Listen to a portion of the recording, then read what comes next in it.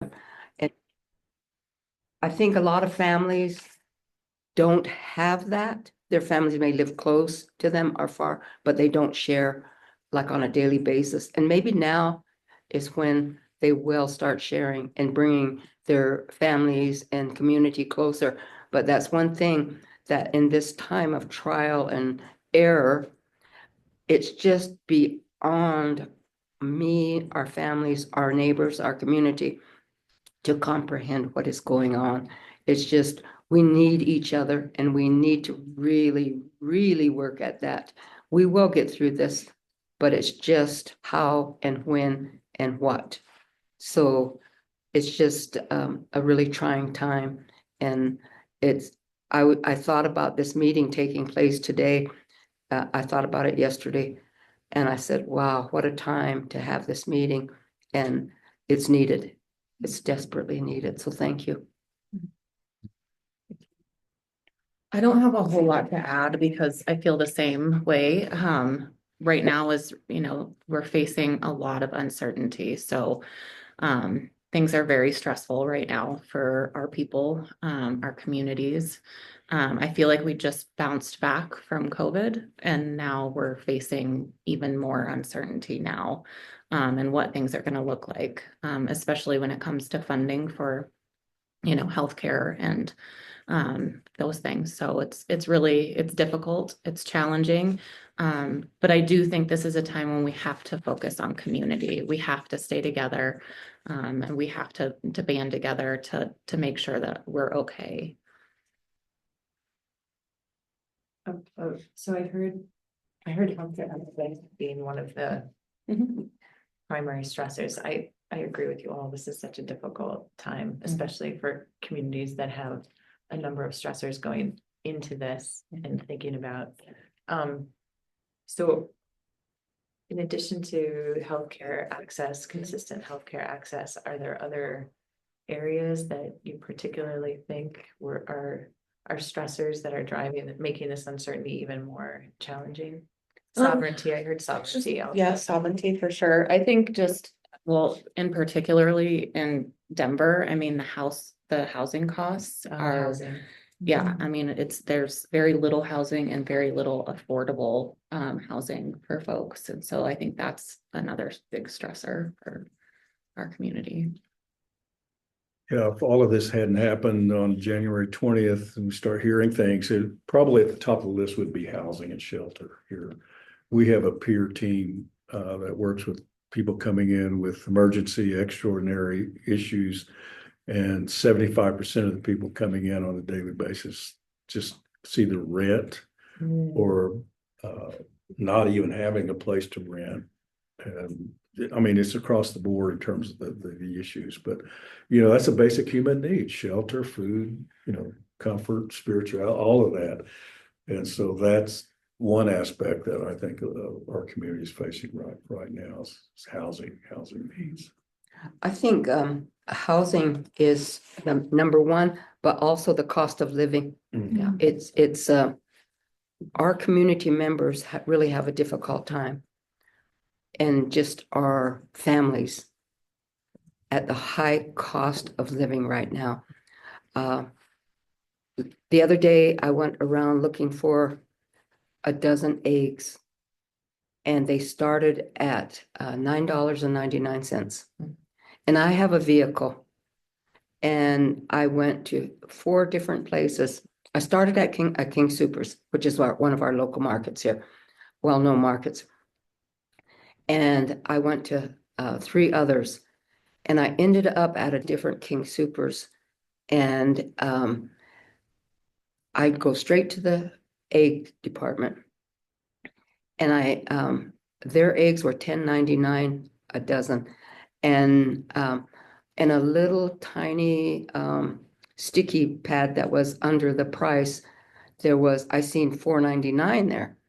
And so it was kind of down here. So I bent down to look at it by myself and everything and focusing my glasses and everything. If you had a King Soopers card, that day alone was $4.99.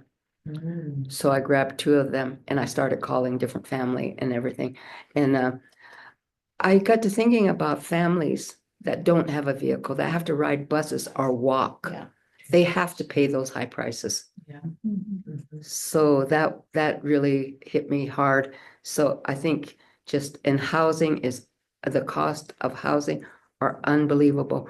And Native families have always congregated, lived together, and that's how we survived a lot of the trials and tribulations.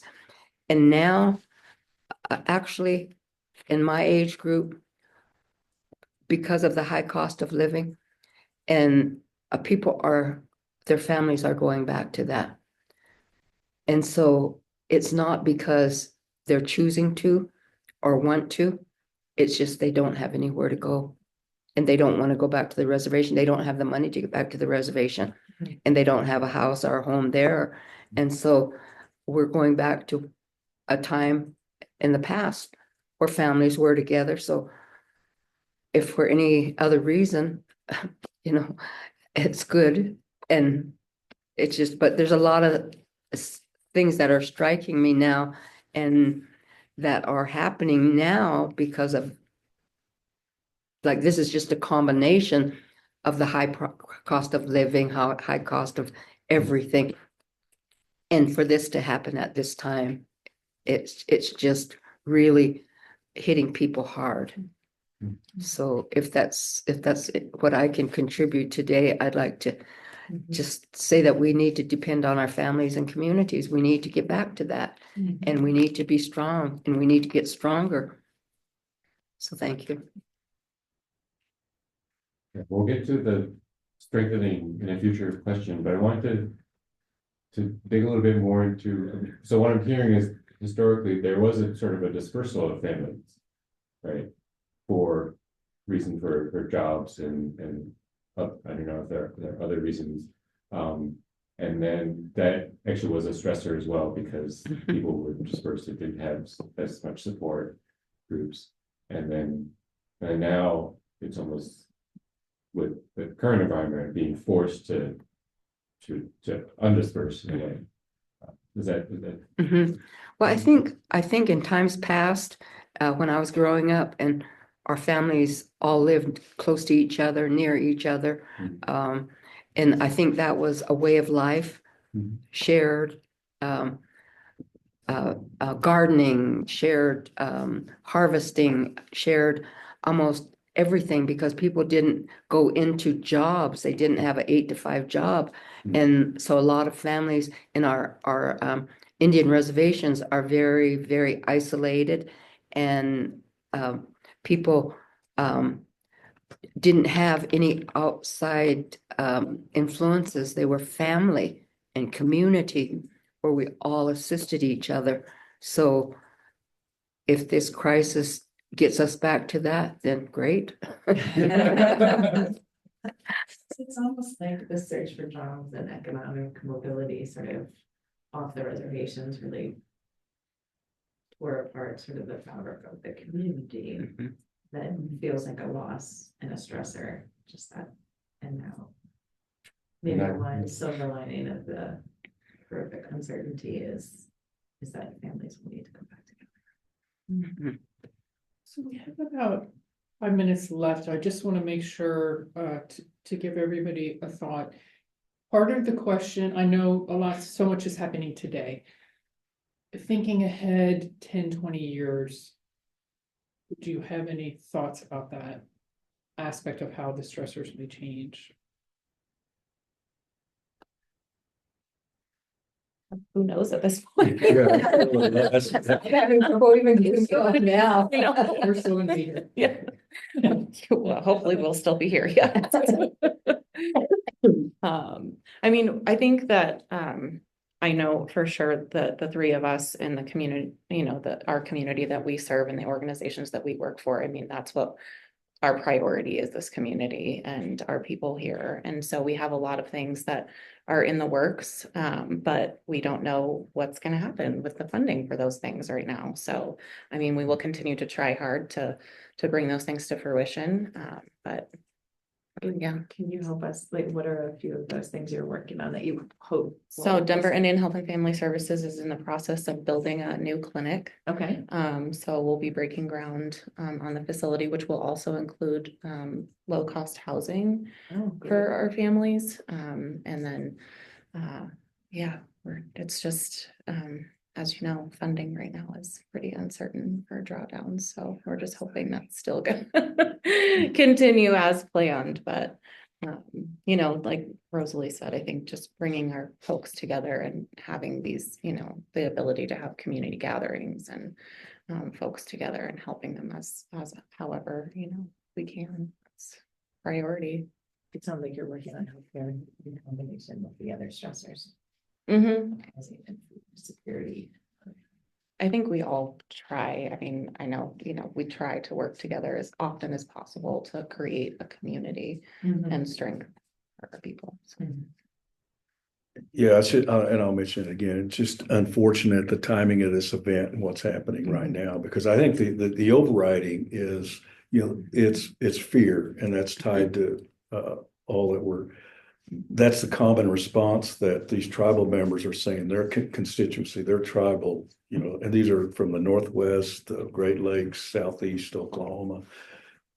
As they're getting communication from their community, it's about what is happening, and we don't know. So it's an unknown. We're fearful of the unknown. So, you know, if you'd had this last month, we would have probably been more tied into, you know, I think your direct questions, but 20 years from now, we don't even know what's going to be happening next month. Right. Because time's involved. But I will say everything that we've talked about right now is community, and, you know, reducing that fear. That's what I met with the director of DFAS yesterday.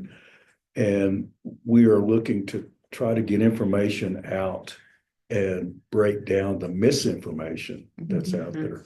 I've talked to half a dozen people since yesterday, Native community members, and it's across the board what their understanding is of what's going on right now. And so as we get information and we share it, it's gonna, you know, hopefully break down that worry, stress around everything from where am I going to lay my head tonight to where am I going to buy the most economical package of eggs. So it's you know, tied into how can we come together as a community for a common cause, and that's identifying. Now, one thing specifically, I know she named the Navajo project. Right now, Denver Indian Center is looking at working with a group that's looking at a survey of health providers in the state of Colorado and services provided to do best practices. And I know, you know, that can be as little as helping health providers, whether it's hospital, clinic, urgent care, to understand when a native walks in, what can you do to help them be more comfortable, I guess, in receiving the services. You know, how do they do intake? How do they deal with the insurance questions? You know, what if, you know, with Native communities, we see it all the time. We get people flown in from reservations to Denver, and Indian people, you know, if somebody's sick in your family, everybody packs up and goes to be there with them. And so, you know, understanding, you know, when you have somebody in the hospital, why the visiting room is full of all of their family members, you know, that may be from out of state. So it's things that we're trying to work with those providers to help them understand a little bit more of our community, because it is a community, you know, whether it's family or just across the board. One quick story, Cheyenne Arapaho in Oklahoma. At that time, I knew the chairman, and he got sick and put him in a hospital in Oklahoma City. And I was calling, trying to find out. And the lawn of this hospital was covered with people there, tribal members, because they're not even family, but they were community wanting to come there and just lend their support by being there while he was in the hospital. Along those lines, Rick, I'm still the contact person for the Northern Cheyenne. How they get my number, I don't know. I've had it forever, but that's really true. A lot of special cases come to Denver and they come with nothing. Their patient may be flown in, and if the family member, immediate family member cannot accompany them, the family gets them here one way or the other, and they're here with nothing. We used to have a program here that I was part of that helped take care of patients in the hospital. And Blanche, I don't remember the name of it. But I worked really closely with her, and I was always, a lot of them were not from my tribe, but some were. But I would find them, we'd find them a apartment for other family members. Some could stay at the hospital, but they had no food, no money, nothing. So that was a good 20 years ago, and I still am involved with things like that, even though that program is no longer here anymore. But talking about what's happening now and how hard, I'll just say how hard it is to go on with business as usual. The Denver Indian Center, when word came out that this was happening, they were on the brink of closing down indefinitely, closing. And I got calls from some community and then a couple from the Indian Center. And one from the Indian Center was crying. And she said, we don't know what's going to happen. We don't know. I said, well, just talk to Rick. And she said, he already told us they're closing at 5 o'clock. So calmed her down and everything. So it was real stressful, real traumatic and everything. And it happened, just worked out that the Indian Center was able to stay open. But it's really hard to go on with planning and things that we're working on. But I am so grateful for Rick and his staff. We're working with the Denver Public Schools in securing a building. Our building is very, very old, and it's the high cost of maintenance. And we're working with the Denver Public School and securing a building and going into how would you say it? Going in, working with the Denver Public School and securing this program. And so the progress went forward. And when I was one of the presenters at a meeting with them, I believe it was Thursday evening, and a couple of members of my family that live somewhere else said, oh, your center's still open? Yes, so I told them what was going on. Well, a lot of places closed, and I said, well, we don't know their stories, but we're moving forward, and we were working on this with the Denver Public School, and we're going to go. They said, well, isn't everything all shut down? So it's just miscommunication, no communication, even if they're not members of our community. And those members of our community are just as puzzled and lost as we are. But we're moving forward, going through with that, and funding. Where is that? What is going to happen? But I think if we hold steady and move forward, I think we'll get through this, and we will find a safe ground and just progress. We just need to keep moving forward. But panic is panic, and we are in panic mode. So it's very difficult. I want to thank all of you for sharing your thoughts. I have another group that's anxiously awaiting to meet you. So I want to thank also Kristen and Waitway and Julia for their attention. And I'm going to pause this and I'll be right back. All right, everybody. We'll keep you on time. That's what we do. So let's do. Everybody wants to meet you. You already met me. I'm Kate from the National Academies. I'm gonna. Wait for you from Texas A&M, chair of the committee. Yeah, and I'm Kristen Malecki from Chicago. Okay. And we have online Julia. I want you all to meet her.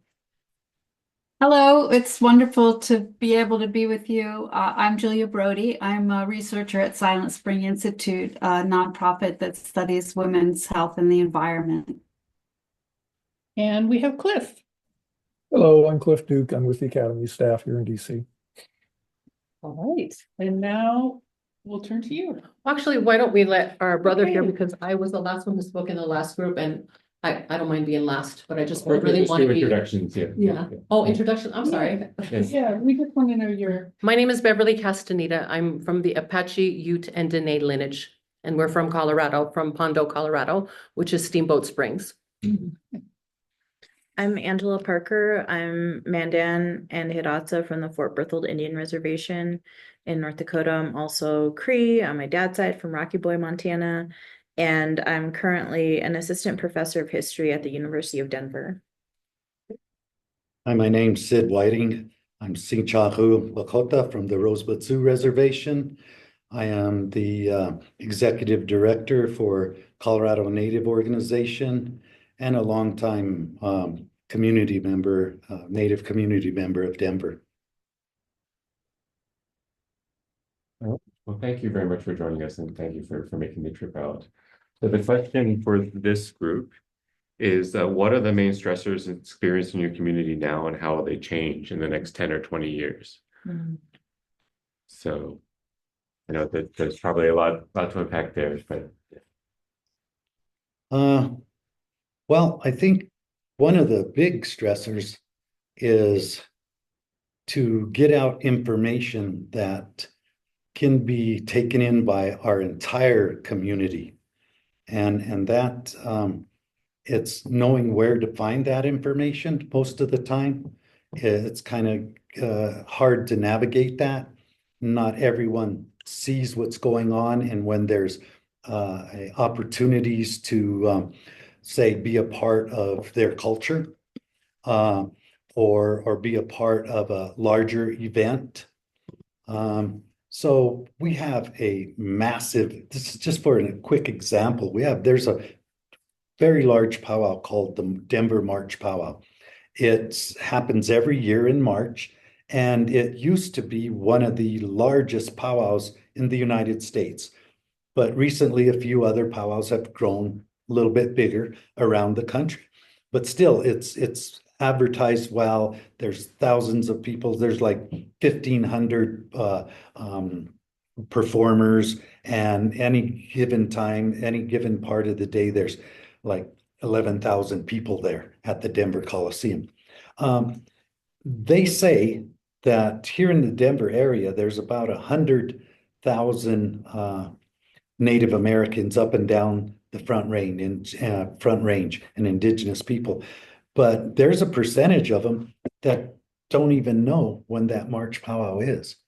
And that's what I mean. It's sometimes really difficult to reach everyone through all channels. And to let them know that there's help, that they can receive help or be a part of their communities, such as the cultural aspects of who they believe they are, and getting help, maybe finding those relatives and ancestors. It's very difficult because there's a lot of different aspects that they have to deal with. Sometimes there's no public information, and they have to go to individuals to ask for maybe their lineage, where they come from. For instance, there's a lot of people who are of Apache heritage, and a lot of them have relatives in the San Luis Valley area here. But there's really no public knowledge of that unless you have relatives from that area who understand the dynamics that went on and what happens in that area.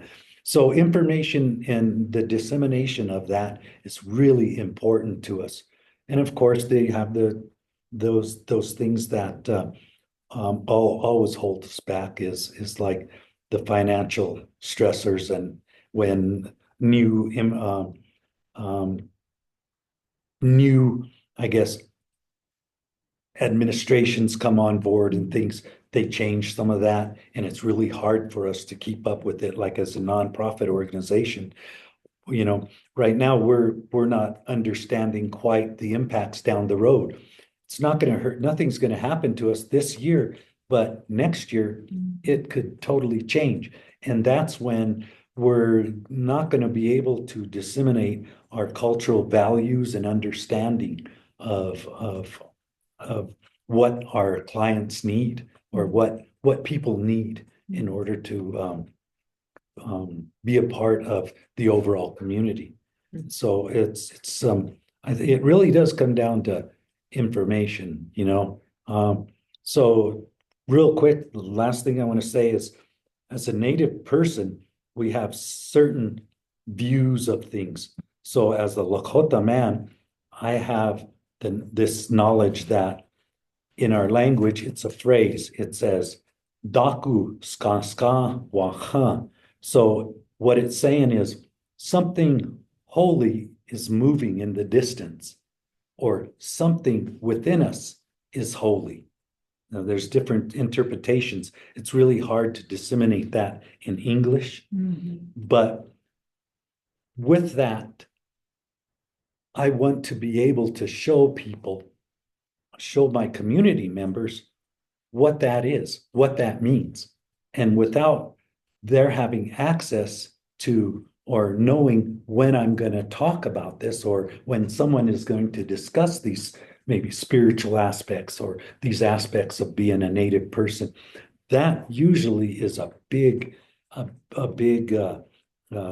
roadblock for our people to be a part of these things, that like every day, just being an everyday person within our culture is very difficult, because you figure we have to look at our spirituality, our language, our culture, a actual knowing of our ancestral knowledge, a knowing of our kinships and our relationships with people, and of course, a knowing of the environments. Those are the elements that make us who we are as Native people. So to get that all out there, it's a real roadblock, because I can't get to those people because they don't know that I'm here to help them in So that. like access to your heritage. Yeah, access to their heritage, you know, heritage. because it might not be exactly their tribe, Right. because we have such a diverse population, Mhm. but I could usually push them in the right direction for their individual stuff. And then overall, as an Indigenous person, they can come to us and kind of start to live with those different virtues and attributes that are part of our culture. Mhm. I would say the biggest stressors are echoing what Sid was talking about, which is just that there's been a real concerted historical effort to strip Indigenous people of their culture and their communities, and all of these like supportive factors that allow us to be resilient. So like when we think about the boarding schools, when we think about the lack of support for Indigenous languages, and not just the lack of support, like the attempt to eradicate. And those languages hold like everything in them. They hold like our relationships with each other, our relationships with like the spiritual and like the sacred.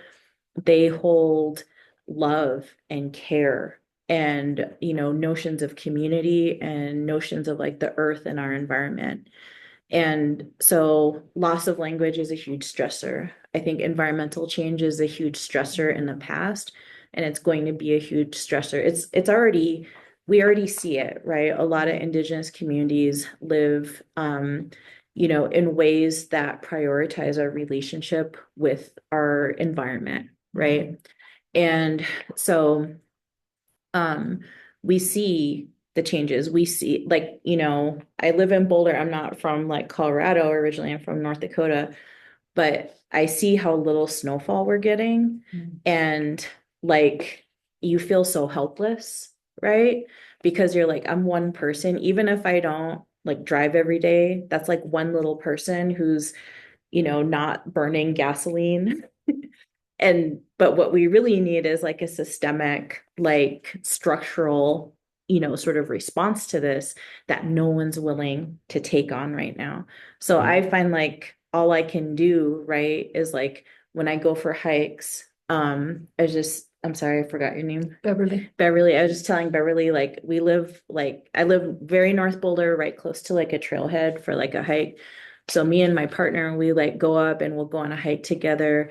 And then at some point, I started like praying, right, while I was hiking, because I was just like scared about how dry it is. And so I'll just, say my prayer as I'm hiking up. I'll say, please, look after these people, like my relatives here, my friends, all that kind of stuff. But I also, just say this prayer like, Creator, I'm so sorry. We're like fucking up your world. Like, I'm so sorry that you gave us this beautiful place to live in that provides everything for us. And we're not taking care of it. And so can you help me find a way to like keep taking care of it? And it's like a dire thing in anyone's life when you feel like all you can do is pray. Like when you feel like there's nothing any one person can do. And it's not that I think humans won't survive, because I think like indigenous people have lived through radical environmental change before. I mean, that's like the nature of colonialism, is just like destruction of everything, our lived way with the environment previous to like white people coming here. We're gonna survive, but there's gonna be so much suffering. And that's like, I think the biggest thing next 30 years, soil viability, clean access, like clean water, global warming, increased like extreme weather events. It's going to, obviously have a global impact, and especially for indigenous communities, because we depend on and we're in relationship with like animal species and even like plant species. Like we're losing our relatives, right? And it's frightening. It feels like the end of like the world. And it sounds like crazy to say it. It sounds like so extreme, but it's just like this impending doom. It's not extreme though. That's- Hello. Thank you for speaking and saying what you're saying. And my work that I do is I'm a guide in my community, and most of my work is about how we unite, but how we see the separation and segregation that has been created, but also the segregation and separation from our own individual self, and the trust level that is established with, because I've worked with the elders, and one of the things that they've had difficulties with is trusting people, trusting the food, trusting, who's taking care of them. My mom is the same way too. She walks outside and she doesn't want people touching her, and I see the hardness in her body. Do we understand the impact of when we speak and say things, on how much it impacts our own personal frequency and vibration? Like, I look at the stressors of that, the things that we watch on social media. Where is our willpower to say no? Why aren't we talking about the authority of saying, I choose not to watch this? Something is driving us to say yes to this. Like, what happened to the willpower of all people? We like to blame things on people, or we've given our power away. You really have to look at the accountability and the responsibility that we have to our own actions for what we do. Ancestral trauma is different, because that's something that we inherited from what happened when the colonization took place here. And us who are walking in our medicine, we ask for our natural medicines. That's what we ask for as indigenous people, as indigenuity people all over the world who have a sacred fire with the lands, because all of our ancestors did and still do. We ask to make those connections to grow our own food, create relationship with our herbs, create relationship with our sacreds. How can we work with our elders if they're afraid of touch? Do we know how much touch is needed on our own bodies Can we admit that I have become hard because of a condition I took that is not actually true? Can I take a look at my own work and say, my mom raised me not to let anybody touch me, so therefore I was scared to go and let anybody touch me. I think they had cooties or, all these images. Actually, when you move from that condition, that warms the heart when you allow someone to hug you. How many people are walking around where they have not let anybody touch them? It stresses the body. Then it blocks the mental capacity. And then you get stuck in, I'm in fear and I constantly have to protect myself. When we allow ourselves to move through conditions and ask for forgiveness, that I understand that my mom taught me these things because she was raised in fear and she didn't have anyone to advocate for her. If you spoke about your spirituality, you were going to get killed or you were going to go to jail. And I understand the freedom of my generation and my daughter's generation, that we have the ability to speak about our spirituality and the medicine that heals us and balances us and teaches us how to show up. It's different. It's freedom. We want freedom in what we're doing, but we have to understand that we're the same. We're a mere reflection of each other. And I have to watch the segregation and separation, but I also know that we're talking about our Indigenous relatives today. And we're asking for that we do not get punished for our beliefs. We ask for our natural medicines and our foods that our ancestors had a relationship with. I want my grandbabies to know that we come from the Buffalo Nation and that it's okay when we wait for the buffaloes, they come and look at us and then they walk away. But we know not to touch them because they are wild animals. We would never touch them and we respect them because it's majestic and it's very magical for us to say, oh, I have to touch this being because I am the almighty powerful, right? No. There's humbleness in our medicine that we know, that's a wild animal, and I'm not going to go touch the animal. But anyway, these are the things that I feel like I want to address, because if we're not living in our life and facing some of the conditions that we've taken on, that we really can resolve by just saying that this idea doesn't work for me, and then I ask for forgiveness for the hardness that I have created in my own body, because the body is a healer. It is a natural healer on its own, and it has its own intelligence. It can release and let it go. But holding space, because that's what I do, is I hold space for people on that. No judgment allows everything to just be seen as it is. That's when the body can do what it needs to do. That's what the earth constantly does. She constantly provides and gives to us. She doesn't say this group of people only deserve this. We as a nation of people have done that. And we have to understand that we have to rewrite that, because we'll have to answer for it when we take our last breath. I don't care who you are. We're all going to have to answer for that, whatever that looks like. I want to do the best that I can, advocating for my Indigenous peoples, but also for all nation of people, the plants, the earth, the cosmos, and this beautiful body that gives me this opportunity to live in it and have this experience with this voice. I am here to do that. So if we have no stress on our body, then we have clarity and we can make better decisions in our life. But if we're stressed, we're going to make decisions from trauma and fear. So that's my work that I do, is with people who give me permission to be in the space with them, the body does what it naturally does. It relaxes and it just surrenders. There is a energetic vibration, aura, frequency, we call them the 4 manifestations, that we all inherit, and they're constantly always with us. And those are the invisible forces that we work in, that has an intelligence already. We're not the intelligent beings. We have free will. And what are we doing with our free will? Are we just only advocating for people? We have to remember the water, the fire, and the earth, and the cosmos that have blessed us here with this. Our Indigenous peoples, we already know this, but we're here trying to bring back the memory to all nation of people, because this heart system does not work. It disconnects us, and we need to be able to connect. That's what gives us life. If you've never known that when you forgive someone for something that they've done, it releases something from you, not from them, from you. I want to live and breathe in my body and experience it in the best way that I can, learning all possibilities. But I know that my belief system changes because the ancestors are asking me to change my belief systems. Because sometimes I can block myself from my growth.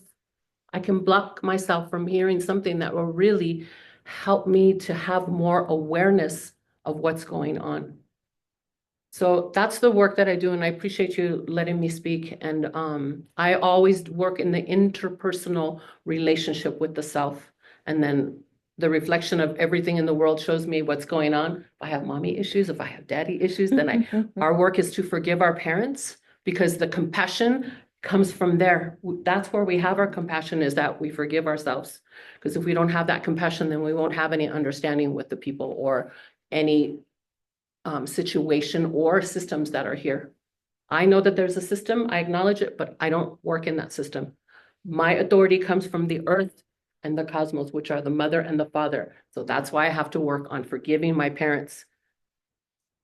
So then I can do the internal work, and that can keep getting passed down, because I don't want my kids to be hard because they don't have any understanding. I want my children to build and grow in the understanding and compassion. And that's the desire of my work that I do. And that relieves the stress. Then I can show up and see things as they are, not as I want them to be, and then be like, what can I put in this that'll help? Or what can I just observe and just learn? Like, there's many different capacities of how we move in our work. Can I add something onto what you're saying? Because I feel like a lot of what you're talking about is reintegrating like the notions of like the mind and our emotional health and like our bodily health, right? And I feel like within Western sort of science, people try to think of these things as like separate, but they're actually like so enmeshed. And so there needs to be that willingness to recognize and to address the fact that like the trauma, right, of our ancestors, you know, has, not irreparably, because I feel like humans are so resilient, like our brains are resilient, but there's been like this deep damage, right, that's been done to try to force Indigenous folks to think about their physical health as separate from like, our perspective, the health of our perspective. And I mean, this is going to sound like just a lefty professor, right? And I don't think this is going to be like particularly helpful maybe for you guys, but I think about like that trust, and like you're talking about social media before, and it's like capitalism requires us to be unhappy, right? It requires us to think we're not enough, because if we think we're enough, we're not going to buy anything. Like, why do you need to buy something if you feel completely full and okay as who you are? And so in a lot of ways, like there is this huge structure of thought, right? Whether it's like this supposed, separation of the body and the mind, or the body and the spirit, or whether it's, sort of like the imperative to consume, consume, consume. And those are like huge obstacles, right? That not just us, but like all communities are sort of like facing and grappling with. And that sort of imperative of consumption associated with capitalism is also why we're facing this environmental collapse right now. And yeah, I mean, I don't know if the national academies can solve capitalism, but if you can, please do. I'd like to just add one last thing to this. Listening to us talk today and reiterating what they're talking about, there's one major stressor that inhibits our community's growth, and that's the lack of Indigenous data, period. Without that, none of these things that you're listening to today are going to make any sense to you without the complete connection we have to each other, and how we connect to the physical, the nurturing of that, the mental, the nurturing of that, the spiritual, the nurturing of that, the nurturing of our languages, the nurturing of the environments, because that's who we are. We're stewards of those things that some of our communities have no access to. And that's because of assimilation into a society that says, this is what we need you all to be to function in this capitalistic realm that they're talking about. And that's all we need from you. But We're not going to give you anything to be who you truly are in your culture.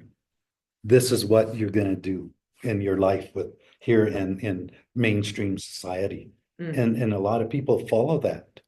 You know, there's we were speaking real quickly of artwork. Well, you look at some of these paintings and they're really nice. But there's like one of the most famous paintings. It's called The End of the Trail.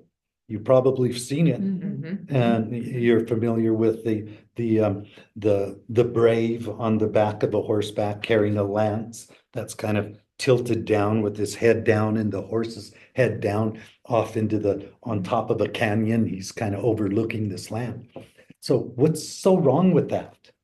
Well, if you don't have that indigenous data, you'll say, oh, that's just another great painting of a native warrior and the end of the trail. We understand that it's a closing of these people's lives. But see, that misleads everybody. That isn't an indigenous way of thinking. We're here, we're breathing, we're giving out some information as to how we culturally look at things. So it's really important that you get that indigenous data right.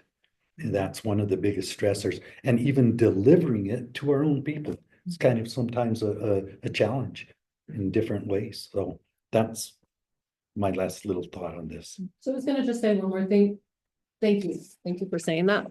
But when I went to Guatemala, because we study in the Oxlajú Ochotzing, we were there in Tikal, and there was a huge pyramid, and only the original indigenous people are allowed to have ceremony there. And I am grateful and honored to sit with these teachers, and they are my teachers also. There was a vision that was there when we had the fire at this ceremony, and the fire was lit everywhere all over this beautiful earth. And it was a reminder that all of our nation of people once had a fire with this land that blessed us. So I ask you to look at that. There was a fire that your ancestors lived with, and that means living one with the land and learning everything that your food, water, and shelter came from the land. I ask that you dig and look at your ancestral roots because they are there. Only you have been assimilated much longer than we have. So I challenge you that it is there if you look deep within it, because we all have the same fire, which is the heart. Okay? I'm gonna take you, I have a group that's waiting to meet you.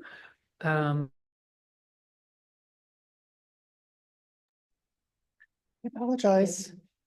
Should be a little tardy. So I think we wanted to start just introductions. You've all already met me. I'm Kate from the National Academies. Which way? Texas A&M. And we have, I want you to meet Julia. Julia? Hi there. I'm Julia Brody. I'm a researcher at Silent Spring Institute, a nonprofit that studies environmental health. We're just outside Boston. And we also have Cliff. Hi, I'm Cliff Duke. I'm with the Academy staff in DC. Right. Oh, I'm Jolene Holgate.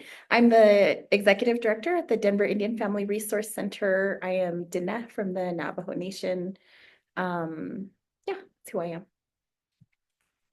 DJ Birdberry, University of Denver Astrophysics Department, enrolled member of the Mandan Hidatsa Nation, and my relative here from down south, the best and the brightest that the Navajo have to offer.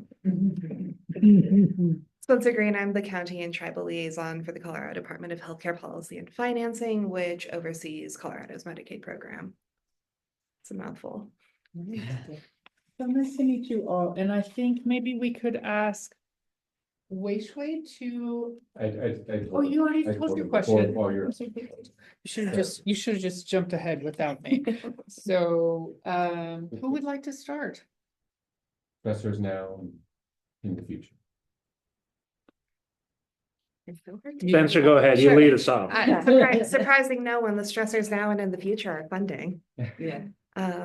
So what I would love to see 10 to 20 years in the future, any of us would love a crystal ball, and I'm sure that things are even more uncertain now than they have been in the past, but it's always uncertain, is I would love to see more flexibility that embraces traditional modes of healing, ways of wisdom and knowledge that are not impacted in the same way by colonial structures as what we see in the status quo, which is another huge stressor and barrier. I think that we are losing out on a lot of ways of doing things differently by not acknowledging the past of this country and the knowledge that is already here. So I anticipate the changes being something of perhaps an echoing and an increasing of what we see in the status quo. We've talked a lot in our group about environmental concerns. I feel like that's going to continue to be something that's a concern. And then also considering how our environment, at least from my standpoint, our environment impacts our health. So seeing healthy communities must also view where those communities are situated, what that looks like, what their greater context is. And so I anticipate that the need for intersectional understanding and multimodal understanding will only increase, which was a lot of buzzwords, but like money and the environment and how that impacts all of us. And that in the next 10 to 20 years, I think it will become increasingly apparent that we're all so interconnected and interdependent and that we can't do it by ourselves or in more neatly situated departments. In terms of environment, can you unpack that a little bit? Like, are there particular aspects of environmental change or loss of environment or anything like that? So I'm limited by my professional and educational context, but like children who are suffering from asthma, I'm now terrified about the Superfund site that I just learned about. And then Colorado in general also has a lot of radiation and resulting environmental impacts from that. I'm from the Western Slope. We're still dealing with those impacts. So seeing those come to bear in future generations, especially if we're not concerned, access to clean air, access to housing, access to high quality food, that impacts the physical, mental, and spiritual health of everyone who's in those contexts. So I can only speak for like the immediate health effects, but I know that it's also larger.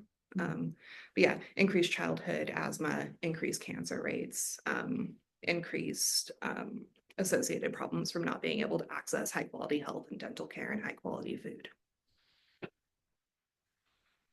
The king of little slogans. So of course we have the needs of the many outweigh the needs of the few. I represent Mandan Hidatsa up on the 3 affiliated tribes, and we sit on top of the Bakken, second largest oil field here in America. And we have seen through whether it is a Republican or Democratic administration, a complete disregard for any rules meant to safeguard American citizens in regards to development of natural resources. We've turned our reservation into a Superfund site simply because America needs oil. And, to that end, we don't see any change in that whatsoever. We have no safeguards. We brought up the point earlier, who guards the guards? We literally have no one to appeal to, because in the interest of national security and energy independence, we will develop those resources at any cost. It's different when the development occurs on private land. You look at the Permian down in Texas, but particularly up on the reservation, which is a sovereign dependency, you run into a myriad of obstacles towards enforcement.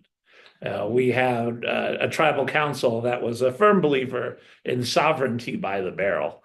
So that only encouraged, increased development. So I do not see that changing. As long as Americans drive in their cars, we will be ruled by NIMBY. And that will be not in my backyard. And we have a tribe that is divided with about 40% getting oil royalties and 60% not getting oil royalties. So there is a very distinct chasm between the haves and the have-nots.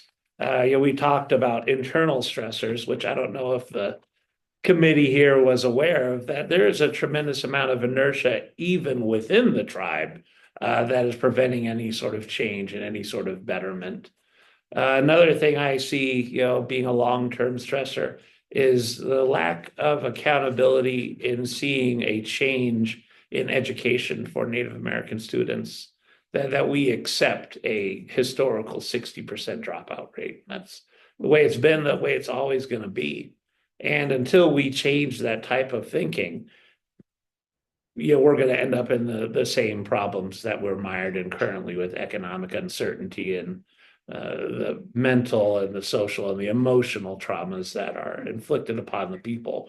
But it doesn't end until we have some sort of intervention. But obviously, being Native American, we can't rely on federal intervention. We can't rely on state. We can't rely on county. So do I got to show up in front of my kid's school? I mean, I go to a school with a 100% college acceptance rate. Well, that's great, for the bird bears, but the school district itself has a 60% Native American dropout rate. So who speaks for them? And why has it been that way since 1981? Jolie, I'll let you get your bit in. Yeah, I think a lot of the long-term stressors that I would envision are just the continued harmful policies. Especially with this new administration, activating a lot of detrimental initiatives out of their offices. I mean, it's, what future does that lead for the tribes? The last couple of days, I've been in the NCAI, the National Congress of American Indian sessions, where they're talking about what these impacts look, what are tribal leaders needing to be aware of, how are they going to advocate? And then even hearing from our Native youth, the National Native Youth Council, talking about their fears of the environmental impact as well. And I think in terms of those types of policies coupled with, I think, historical policies, things like Indian relocation or the Indian Child Welfare Act, those are still some residual traumas and things that we're experiencing today. I do direct service, so we work one-on-one, face-to-face with Native families here in Denver. And a lot of that really has to do with not only just cultural disconnect, but also just I think a disconnect from what we would call mainstream society. I think right now they're just in a mode of survival. How do we move from surviving to thriving? And I think a lot of times we feel like, especially like DEI, right? I think DEI is important. And I also seen how it's been harmful. I think there was a comment that DJ made in our first group was just kind of being lumped in with all persons of color when they don't realize that we're not just an ethnic minority, we have a political status. We're citizens of other nations throughout the country. And at times, I think that's forgotten. From what I understand, I know treaty tribes are sort of in a better place, but there's also some tribes that I learned yesterday were executive order tribes. I mean, Trump could do away with that and tribes would lose their status. So I think there's a lot of that type of fear and what the impacts of those types of initiatives today and policies. I don't know. Like Spencer said, I don't know. We don't have a crystal ball. But what I can say, I hope for the future is that I think as tribal communities, as urban Native communities, that I think having a movement of solidarity together and I think unifying is going to be really important for these next probably 4 years. And then we don't know what's going to happen after that, which I think is really important. I think community organizing is a very important tool, getting out there on the ground, using our voices to push back against these harmful systems that a lot of Native people have experienced trauma and harm from. And I'm a true believer that I think folks utilizing their voices in those types of spaces are really important, and moving things towards change. I also think it's important that a hope that I have for the future too is healthy communities, like healthy Native communities, whether that's, on the reservation or in urban communities. I think it's just time for us to like experience joy. Honestly, it's really draining to continue to talk about all of the things that we have to experience on a daily basis. And I think a lot of our, other BIPOC relatives are experiencing the same thing. I'm hoping, I guess maybe I'm just a very hopeful person, that in 10 to 20 years, we know what that feels like. And that, working towards safe and healthy communities is something that's really important for all folks, all walks of life. We're here now. We have different people from different backgrounds that we are learning to be in community with. And I think that's really important. I think we forget that a lot of the time. And I think some of the stressors moving more towards, I think, specific things are housing. Housing insecurity is really, it's hard here in Denver. Even for myself as an executive director, by no means am I like the best paid, but I'm thinking about my own, economic situation of a family of four.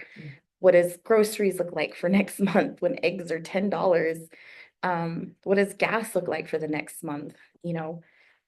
Paying rent for something that was a lot costlier. Whereas when I was in New Mexico, we were in a 3-bedroom house with a front and backyard, lived very comfortably. And now we're just packed into sardines, paying almost twice as much in Denver. So I think housing insecurity, I mean, if I'm struggling, I can't imagine what low income marginalized people are experiencing. I think food access is also something that's really hard. I know there's a lot of campaigns out there. We're a part of one now where we're helping families and students sign up for summer EBT. Students will be getting that $120 card, and that's only $120 for the whole summer. What does that look like for the rest of the time they may not have access to food, and even access to healthy foods, right? I think on reservations, that's also huge barriers, access to healthier foods. And also, I think there needs to be an investment in the traditional food systems of Native folks. I think our traditional knowledges have always taken care of us. So why not, invest in the flexible federal funding, allowing us to create our own food systems that reconnect us to who we are. I know there was a study done on Native mascots where children who can see themselves not caricaturized, but are affirmed in their identity, suicide rates go down, violence rates go down. But when they see themselves caricaturized like that, as through mascot, even just that one thing, will increase violence rate, will increase suicide rates, will increase more negative, mental health within our native youth. So I think long term, I'm always hopeful. I'm hoping we'll find what that community solidarity looks like. And I'm hopeful that at some point we'll know what joy is. Yeah. Alexandria Ocasio-Cortez, have you followed her at all? She's from New York City. Yeah.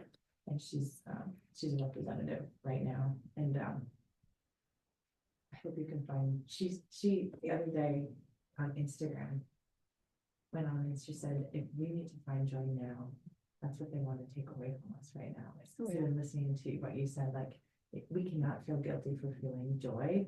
Yeah. It's really difficult, hard times. Yeah. And I think something I said, when we were experiencing whiplash, the last 2 weeks, right? Especially as BIPOC people, many of us broke down. I've had other Native EDs throughout the Southwest that I know who would call me and they're crying. I cried too, because I was like, why can't they just leave us alone? After hundreds of years of these genocidal policies, of just all this harm, why can't you just leave us alone? Please.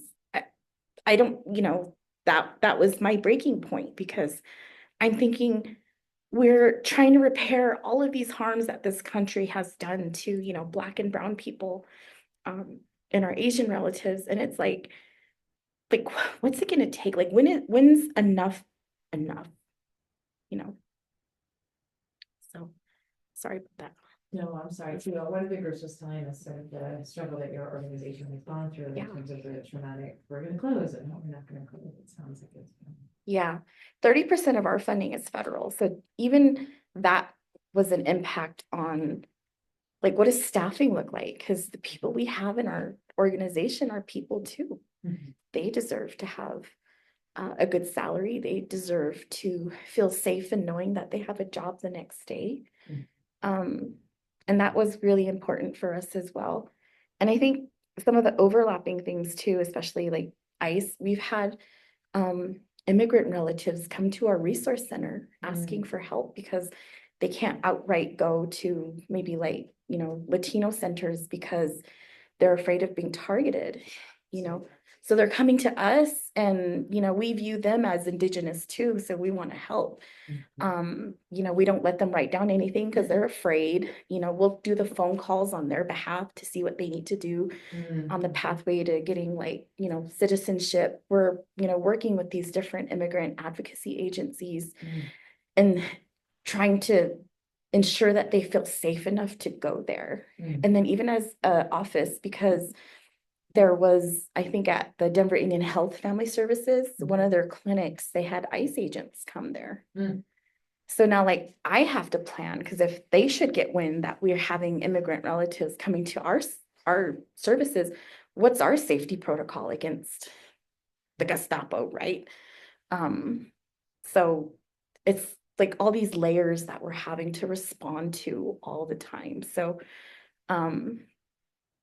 it's kind of like we've moved back into a state of survival, just what it is. So we have about 5 minutes before we're going to break for lunch. So I don't know if folks have any last.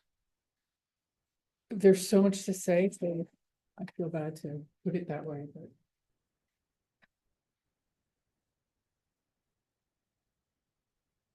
That's it. I have a terrible poker face. You It is. I do too, so I have a horrible one. It is really difficult to keep the long view of like, what do we want to, especially federal policy changes, initiatives, programs, people graduating, going through college, achieving their educational goals. These things all take time, right? And I wonder if like maybe if we'd had this meeting a year ago, if maybe our answers might have been different. But there is a definite environment right now of things feel much more immediate than 10 to 20 years. And so maybe that's coloring some of the responses you all are getting, even though this is a longer term project. Yeah, as a scientist, you know, as a researcher, you know, we certainly like to quantify experience, at least in my hard science world. I don't know how about you soft scientists and you know, the things that you do. It's that, you know, we certainly can't really build that metric. You know, I pick on medicine a lot just because you guys mean so well, but there isn't a number of hugs that make you well adjusted. And you know, you can hug someone too little, you hug someone too much, right? You know, so what's the exact number? But I don't envy the task that you guys have to do as you try to develop some sort of hypothesis and then experiment from that position. I certainly do know this, that whatever you've done up to this point hasn't worked. And that you need to take a look in the mirror and say, Control, delete. You need to go in a different direction. You guys aren't solving anything. And, you know, I think that requires a lot of self-honesty to say, how long have I been doing what I'm doing? Do I have anything to show for it? If not, get out of the way.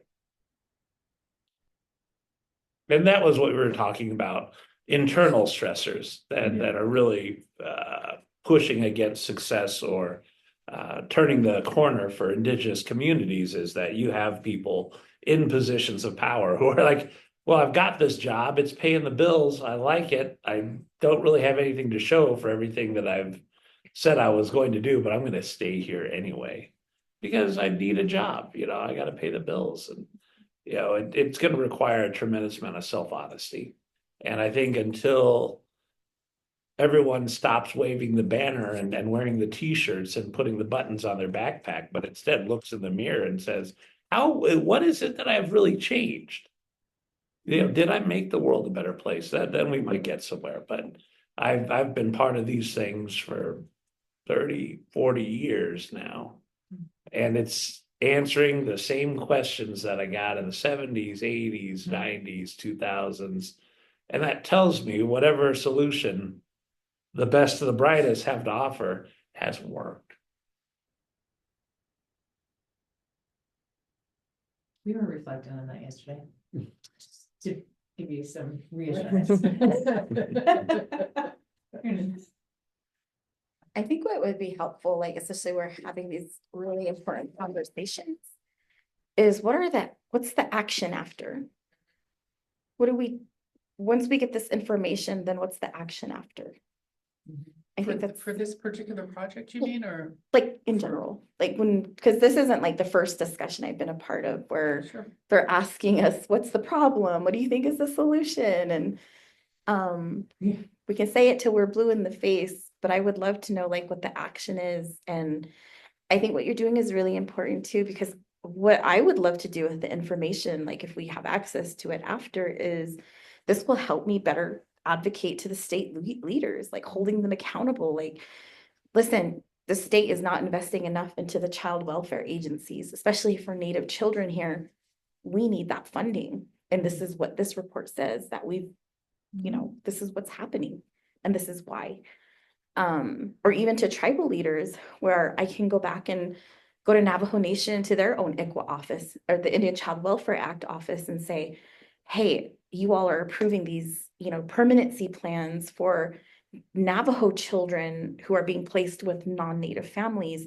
That's not the spirit of ICWA, because now you're creating a cultural disconnect of children who will lose that connection to their identity and their homelands, or if not just their homelands, but just their family, like kinship, right?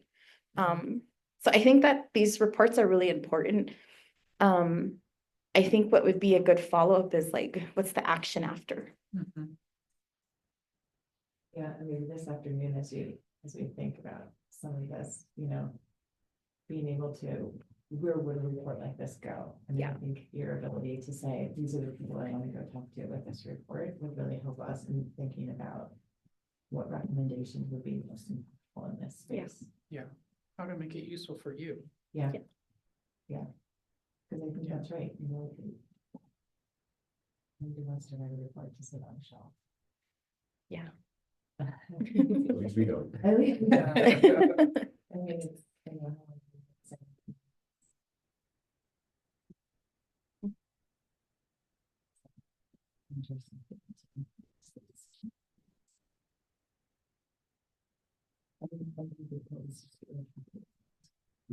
Yeah. I agree. Until, you guys show me a mandate, this is just like being on student council. I love talking to the faculty advisors and, I want prom to look this way. I hope it turns out that way. Well, it didn't really, but hey, and again, I think that it is important to ask, what sort of mandate do you guys have? Can you actually change anything? Or are you just like, we talked to the brown people, here's what they said, here's our suggestions. If you guys are just another recommendation level committee, I mean, I'll take the free lunch, and if there's a backpack and t-shirt, awesome. But don't waste my time.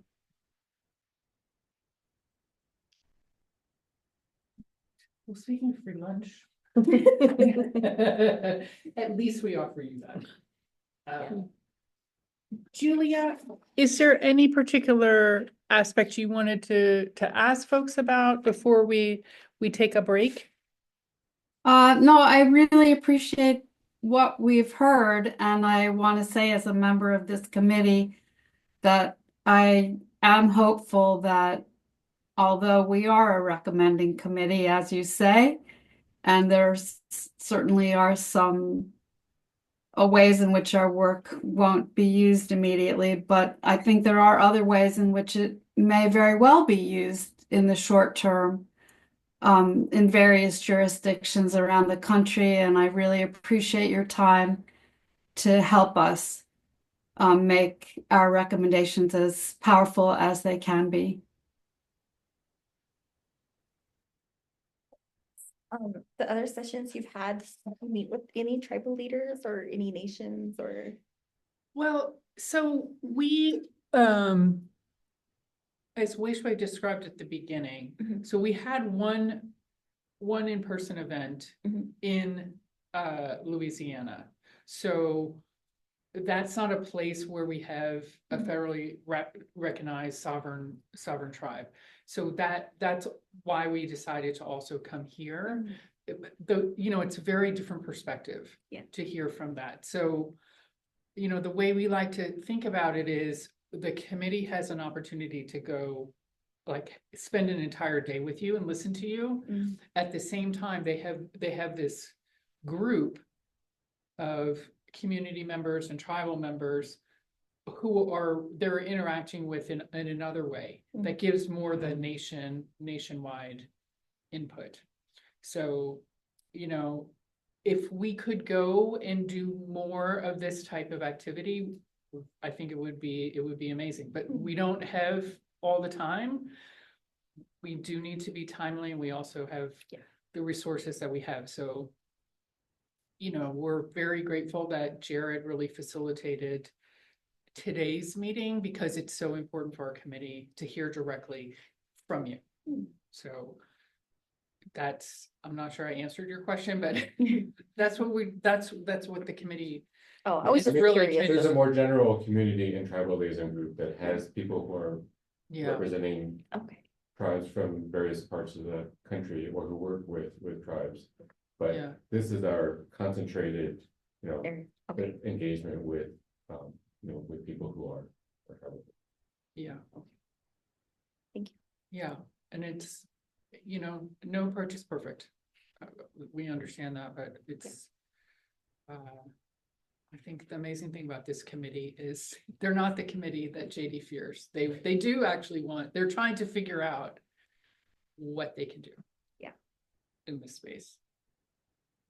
Yeah, and I also think it's incumbent, if we're talking about accountability, I think it's incumbent for the folks who are invited here to also utilize the recommendations that come out of this to create our own action steps. What are we gonna do to move this forward? How are we gonna be a part of change?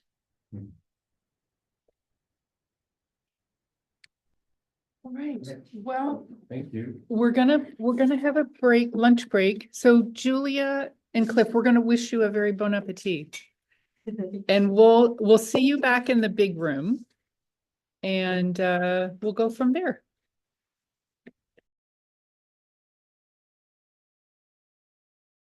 Did we start? Is that possible? If it works. I don't know. But I know, I realize I'm sitting here with my thing, that doesn't help anybody else. You turn the projector on. No. Oh, we want to do that. See anything. Yeah. I'll message while we. Let's get started. I'm gonna message somebody to see if we can work on that. Let's see. Shall we start with introductions? So I'm Kate, you already met me. Which way? The Texas A&M? And I'm Kristen, I'm from University of Illinois in Chicago. And we have a committee member on the screen. Julia, could I ask you to introduce yourself, please? Hi, I'm Julia Brody. I'm a researcher at Silent Spring Institute, a nonprofit that studies environmental health. We're just outside Boston. And I have also Cliff. You want to say hello? Hello, I'm Cliff. I'm with the Academy staff in DC. Nice to see you all. Maybe we can go around. Yeah, hello, my name is Jaylee Redcounter. I am originally from the Standing Rock Sioux tribe in South Dakota. I am staff here at Kaya and also an MPH student. Okay. Hi all, my name is Carissa. I'm from the Navajo Nation, Arizona side, and I'm a fourth year PhD candidate on campus in medical genetics. Good afternoon. I'm Lucille Echo Hawk, citizen of the Pawnee Nation of Oklahoma and 43-year resident of Greater Denver, having worked both nationally and also been a long-term community volunteer here in the Native community, building bridges with the broader community through those years. Great, thank you. Remind me what our question is. Yes.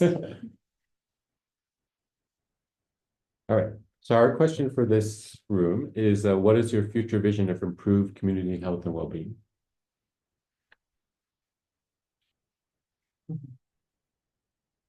Anybody would like to start? Well, I can start. Yes. And I spoke of it in an earlier group session, that we're very excited here in the Native community in particular, that within 2 years, we will have finally a full-size healthcare center, Native healthcare center, the Denver Indian Health and Family Services, in partnership with Mercy Housing, are building the facility at 901 Navajo Street. And on top of the healthcare center, which will be both medical and dental, we'll have, I think it's 104 units of affordable housing, which we hope to populate with a lot of Native people. So we're very excited as a community for the vision to unfold. I'm sure there are many other things we can dream of for the future, but it's nice that when one big item comes true and within the next year to two.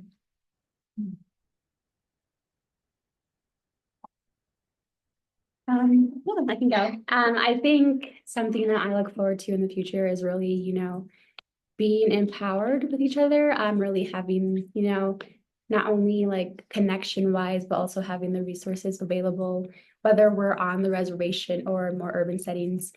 Really making sure that, we incorporate and include cultural competent resources, providers, even, more traditional components of our health as well. I know it can be hard, especially in more urban settings, to really, include those within our overall health and well-being. And so really having those spaces available for us would be really, help us improve our overall health. So that's my thinking for this. Yeah. So I mentioned I'm in a medical genetics program, so I'm interested in doing research around genetics in a culturally inclusive way. And so we talked about this in our earlier sessions a little bit about how we're trying to navigate multiple worlds of like Western knowledge and traditional knowledge systems. So I guess thinking about how we can use these in genetic research that could be used to improve health and like personalized medicine area. At least that's part of my goal and what I want to help with.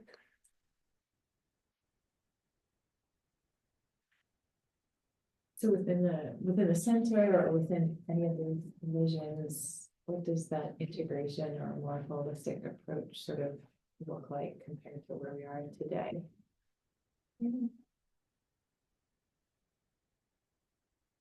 Well, I think some of it is some of the same, only continuing to explore and expand collaborative efforts. I was just sitting here thinking, this very center is actually the product of local community. So we actually had a couple of people drop from our group, so we are going to consolidate groups right now. It is empty on the side. Well, come on in. Great.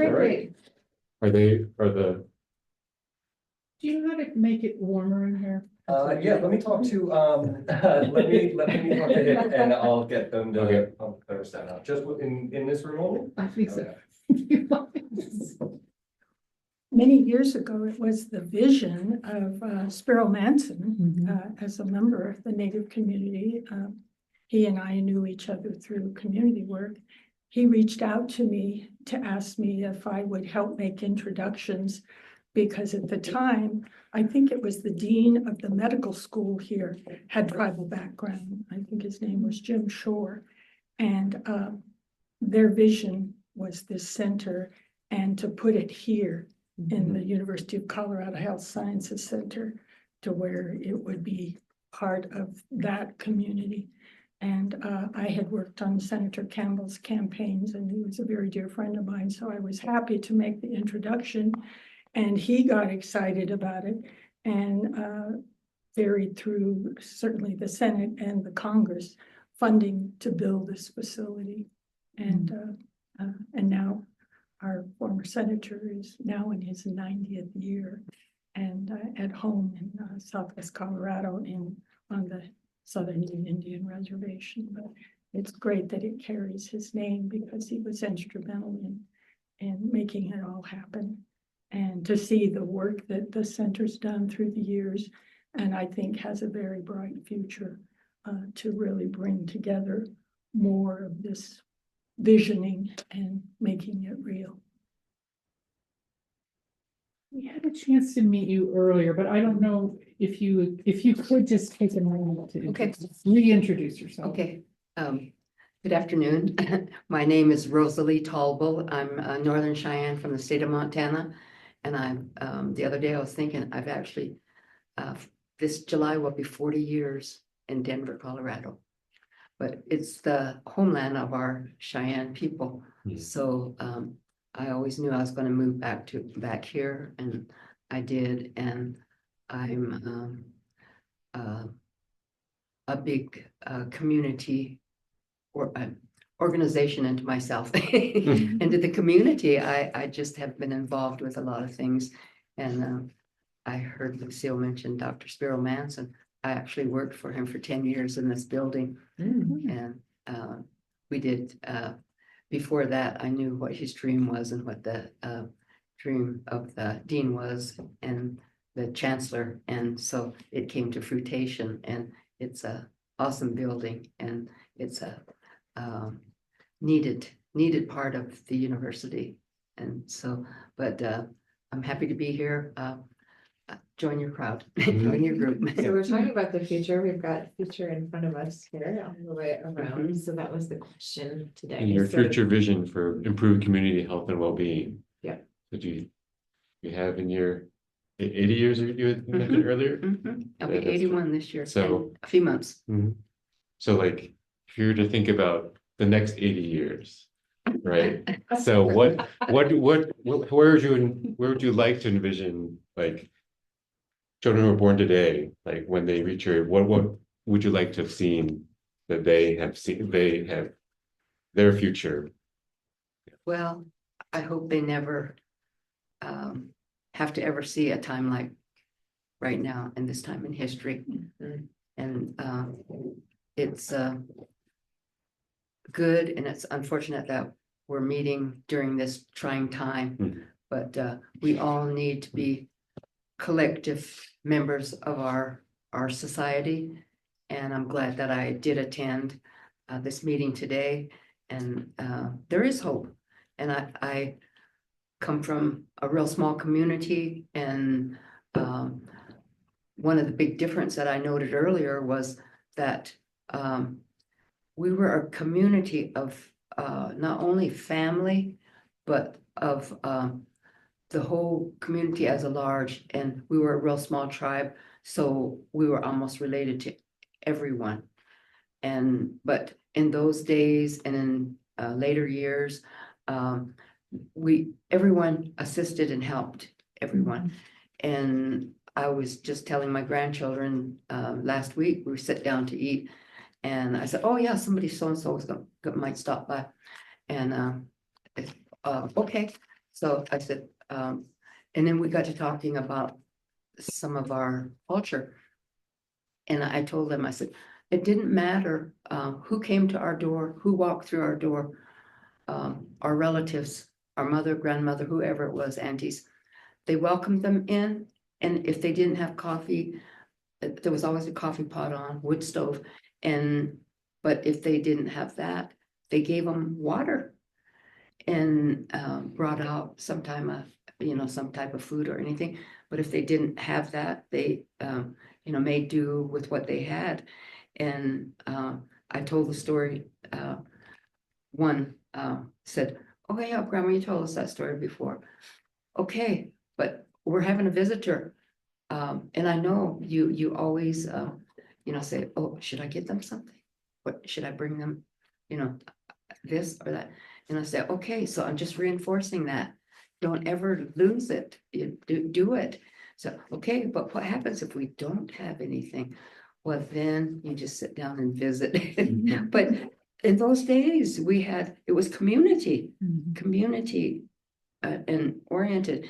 And if we could get back to that as a group of people, just not just with our families, just we need to bring that community back.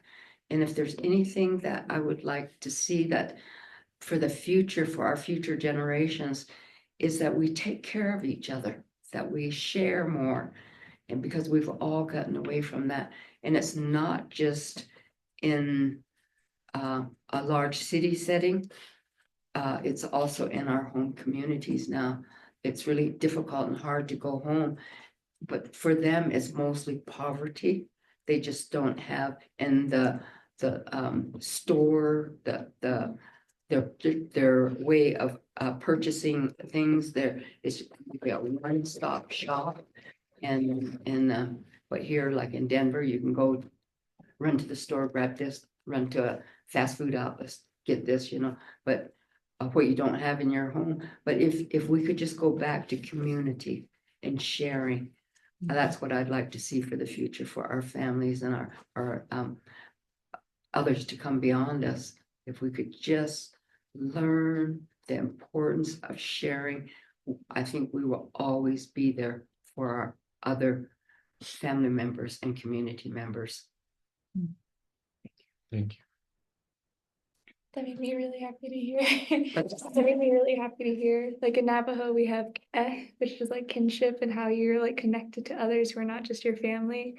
Like you address people, your elders as like masana or what their role is. And thinking about that as like, yeah, wanting to connect with others and making sure that that continues. But Yeah, I can go.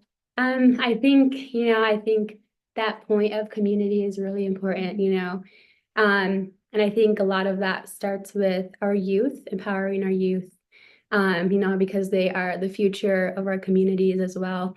And so I think really giving them the voice and, empowering them to pursue, different paths of leadership, for instance, and, giving them the space to pursue their dreams, So many of us are so community oriented. And so like the things that we do are for our people. And so I think that really moving forward, having our communities take initiative and, several leadership roles so that we can collaborate together and, work together to create an environment where we can succeed together is super important.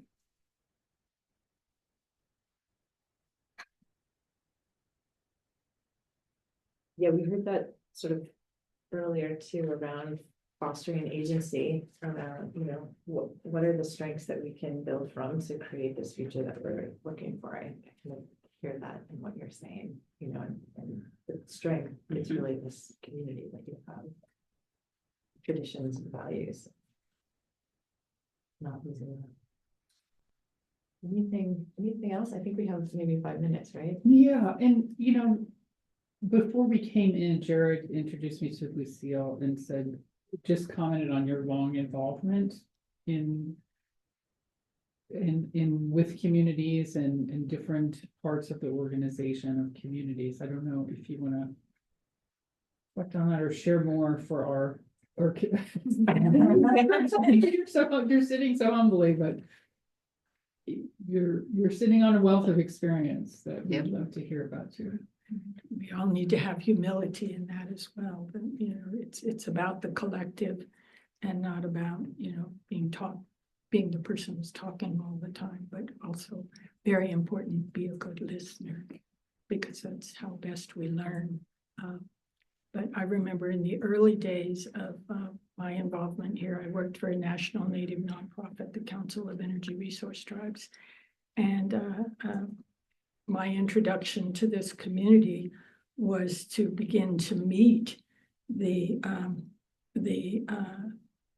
heads of the Native-led nonprofits, human service nonprofits. And what occurred to me early on was that everybody was doing their own thing. And you probably saw some of that too, Rosalie. And I thought, there are just so many challenges. We'll get a further ahead a lot faster if we learn to respect and work with one another. And at the time, I partnered with the then chair of the Denver Indian Health and Family Services Board, who had the same vision. And we started hosting, I think they were monthly meetings, and I forget what we called it, but it was all about sharing and mutual support. And I'm very pleased to say that even though that was 30 years ago or more, that there's still that spirit here. We have more community Native-led human service nonprofits now, and it could be better. And that's part of my dream for the future, is that we really begin to cement that more and learn more about who our community really is, because we barely touch 100,000 Native people in Greater Denver, not to mention work effectively with the 2 federally recognized tribes in our state. But there's just so much more that can be accomplished when you're collaborating and working together and listening to one another, and being respectful of one another. Because there's more than enough work for all of us to engage in.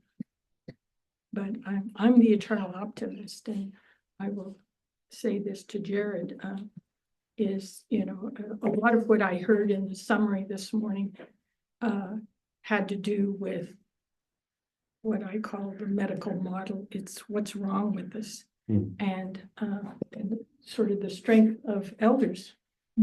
I've been working in Indian affairs nationally and locally for 50 years. And what I see is progress. We have made monumental progress toward our vision of our own national well-being, both for tribal sovereignty and individual Native people. I mean, look at the young people and their education. I mean, that is a tool, a wonderful tool. And that was a goal in my generation, is, my family was all about education, and we all got one. And my father said to each of us, you just remember, you take advantage of the educational opportunity, and then you turn around and you help the next person in line, because it takes all of us and more, lots of collaborative partners. And but it's just a joy to see young people, Native people, acquiring higher education and figuring out ways they're going to give back to certainly their own tribal communities, but also the broader tribal landscape. Because we've made a lot of progress. I mean, right here in Colorado, I think we have 5 or 6 headquarters of national Native nonprofits. And through the years, they've become more involved locally, because when I first came here, they all were outward focused, not inwardly focused. And I'm very proud to say that the Native American Rights Fund was the first one to step up and really focus on local community. And my brother John is one of its founders and still is its executive director at 79 years old. But they really led the way and showed the way that, we all have community responsibility. But so much has been accomplished in strengthening tribal sovereignty through the years. And now we even have a Republican friend on the U.S. Supreme Court, Justice Gorsuch, because he served on the 10th Circuit Court of Appeals. And he got a tribal education through the good offices of fellow Justice Hart, who was my brother John's best friend in high school. Wow. And through the years, John was able to educate Justice Gorsuch on tribal rights. And since he's been on the US Supreme Court, which we never thought was possible, he has stood up for that, what he learned. And he has to recuse himself if it was a 10th Circuit case, but otherwise he's on the tribal strengthening and hopefully educating other justices about tribal sovereignty and the rights of tribes. And we never had that before, but that's part of the progress. We've come a long way. We still got a long way to go, but it's amazing the progress I've seen in my own lifetime. And the role of your family here, you didn't talk about that. But you know, and that's what it takes. Yeah. You know, people working together and stepping up in different kinds of ways. I think as elders, you just have to really support your children to get community involved. As Lucille was talking, I was thinking about maybe 20 years ago.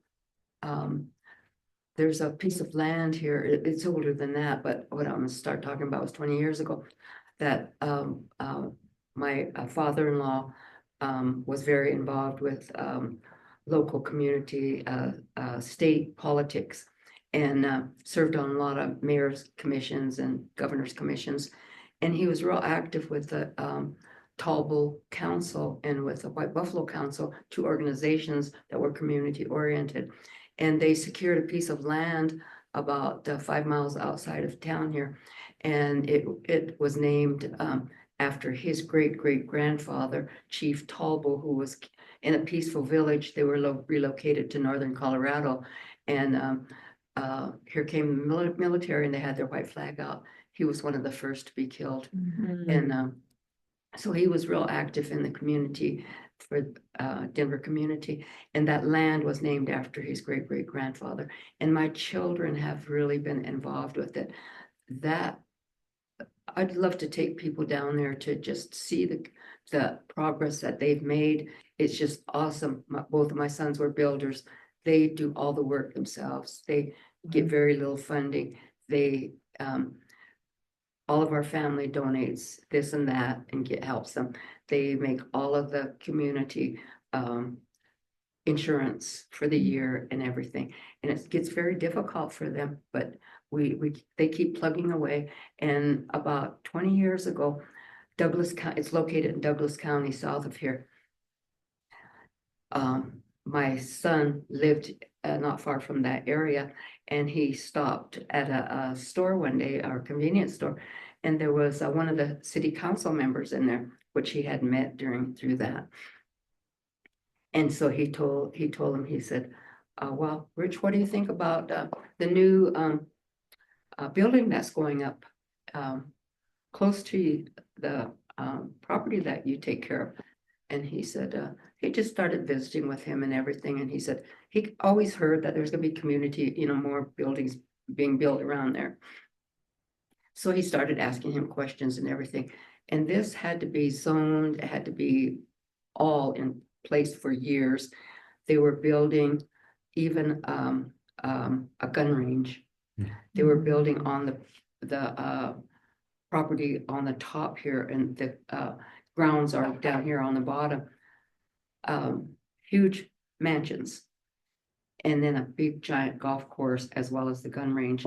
So he came back to the community, and first I remember I lived with my one of my sons, and he called him, and so after that my son came and he said, Mom, he told me about the conversation, and he said, they're going to start building the gun range in the next month or so. So, well, you guys are going to have to meet with the Douglas County Commissioners. You're going to have to start calling the community members. And so they did. And they met with them, and they put them off for about 3 months. And finally they said, they stormed the building one day, for a better word. And they said, we want to meet with them. Are they in meeting today? So they said, okay, we want a meeting. And so they called a meeting. Here come all the community members about a couple weeks later. And my daughter Gloria was one of them, as well as my two sons. And I told them, they said, come on, Mom, you're gonna go. I said, no, you guys, this is your fight. I'm here to support. So I didn't attend that. So they went to that meeting and it was all a cut and dry deal. It was all we'd have was an entranceway, would be an entryway to this piece of land. And so they had that meeting and then they met with them over and over and for the next few months. And they shut the whole thing down. And that Talbot Memorial Park, it's not a park, it's not called a park, grounds. It's for our whole community to use. And my sons are still involved with that. But that was a major multi-million dollar project. And now there's buffaloes on that land. It's still used as a community. So you have to be community oriented. You can't just think about me. You can't say, oh, I don't want this, I want this or something. You have to, as elders, we have to tell our young people that you have to fight to make a difference for your world, for your family's world. But I'm always so proud of my children and our community members, because our community members really stepped up. They didn't know nothing about it, just like I said, well, my children didn't know anything about it. We didn't know about it. And yet they would meet, maybe not monthly but periodically with that Douglas County commissioners. Not once over the years were they ever told that this was going to happen. So as community members and as communities of any, not just the Denver location, others, if we get more involved and stay involved, we can make a difference. Amazing story. And through the years, the city and county of Denver has Yes. been very supportive Oh, because that yeah, is yeah. city and county. It is, land. it's city and county. land. Denver, Mhm. it's, Yeah, Douglas yeah, County. yeah, Joins it, yeah. but they don't. Yeah. And they want to buy it, but. No, the City and county of no. Denver has Yeah, refused to sell. that came up over the years. In respect of the Mhm. native Yeah. stewardship there. Yeah. So it's. So you gotta fight. Keep fighting. All right, well, we're, speaking of our community and my team, they're gonna be expecting you at your next station, so. I'm gonna pause our group here and we'll be. And I'm going to invite Julia to introduce herself to you. Hi there. It's really wonderful to be able to hear from you, even though I'm some miles away. I'm Julia Brody, and I'm at Silent Spring Institute, which is a research group that studies environmental health, and we're just outside Boston. And I'm not sure if we have Cliff. There's Cliff. Hi, I'm Cliff Duke. I'm with the Academy staff in DC. And maybe we could go around, starting with Katie. Good It's a afternoon. lovely name. Thank you. Good morning. My name is Kate, or good afternoon. My name is Katie Brown Cardinal. I'm a member of the Choctaw Nation of Oklahoma. I'm originally from Durant, Oklahoma, and my family and I have been in the Denver area for 15 years. Okay. Hi, I'm Sina Harjo, Seminole, Choctaw and Creek, born and raised on the south side of Denver. I'm Rachel Bryan Hawker. I'm a citizen of the Tlingit and Haida Indian Tribes of Alaska, but I grew up here in Denver. I'm also the tribal liaison for the State Department of Public Health and Environment, although my views expressed here are my own and not those of my employer. Fantastic. I am Kimberly Blackforest. I'm Annette. I come from the Four Corners area. I too work for CDPHE, and everything I say here is from my own opinion. Okay, fantastic. Wei Shui is going to tell us our So the question for this room is, what is your future vision of community health and well-being? Who would like to start with? Oh, hold on. You're so cute. And you just had us for a day. They know me well, so. But you guys have to start because I have to answer a work question. Oh, sure. as a lot of us are familiar with the idea of the next 7 generations, planning and preparing for resources and things that we might not even live to see in our lifetime, but knowing that we have made a way for our grandkids, the grandkids of our grandkids, to know that it will be here, that they will have something that they know, like if you build it, they will come. You know, we have to maintain what we have and build on to that, because this is what we need as our extended community.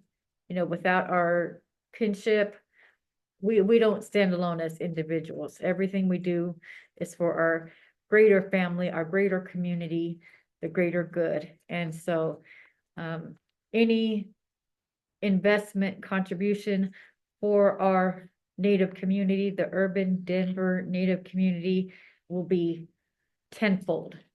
It will be automatically recognized, easy to disseminate, because we're all here. If people know that there are resources for whatever we have the access to, it will be utilized. It won't be going away. All we have to do is just communicate this by word of mouth, email, flyers, social media. We have so many ways to do that. And so it would be meaningful and a great impact. And as I said, it just needs to be saturated, all hands on deck. It can't be piecemeal. Do this, do this, do this. It needs to be everything all at once, immediate. Like, what is the range of those things that Can I read your question while she? Yeah.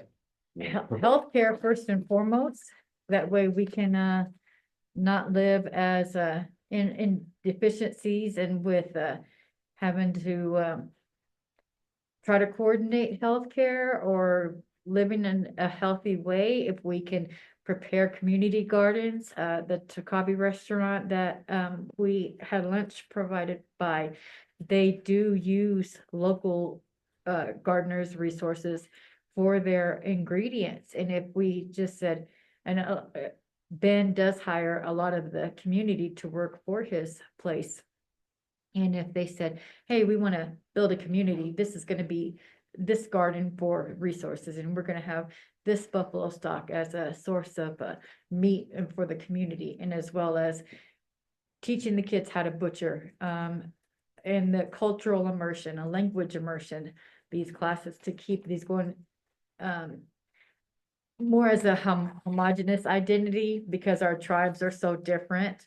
But at the baseline, we all need the same resources no matter what tribe we are, you know, for housing and healthcare, main things of sustainability. You know, if we don't have reliable housing, something that's affordable for us, we only have the option of going back home for resources, but go to our reservations, and everybody's not reservation affiliated. Some people have only grown up in Denver and don't have that connection. So that's the disconnect, and that's part of being a tribal member. You're dual citizen, you know, in the urban population and back home, but resources are scarce, and most of them are just allocated to reservation people only. So we need this for ourselves here so that we can stay.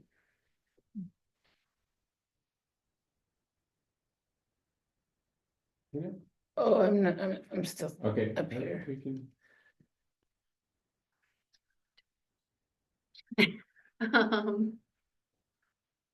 I think lifespans that aren't artificially shortened compared to everyone else.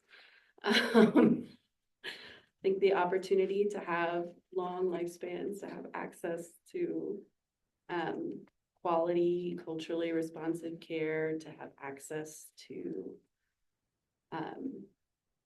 culture, to traditional foods, to family systems and networks.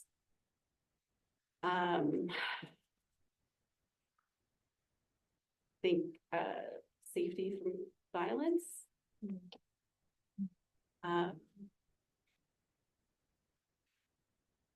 Yeah, I mean, there's an ongoing list. There's a long list, but I think those are the things that stand out the most to me.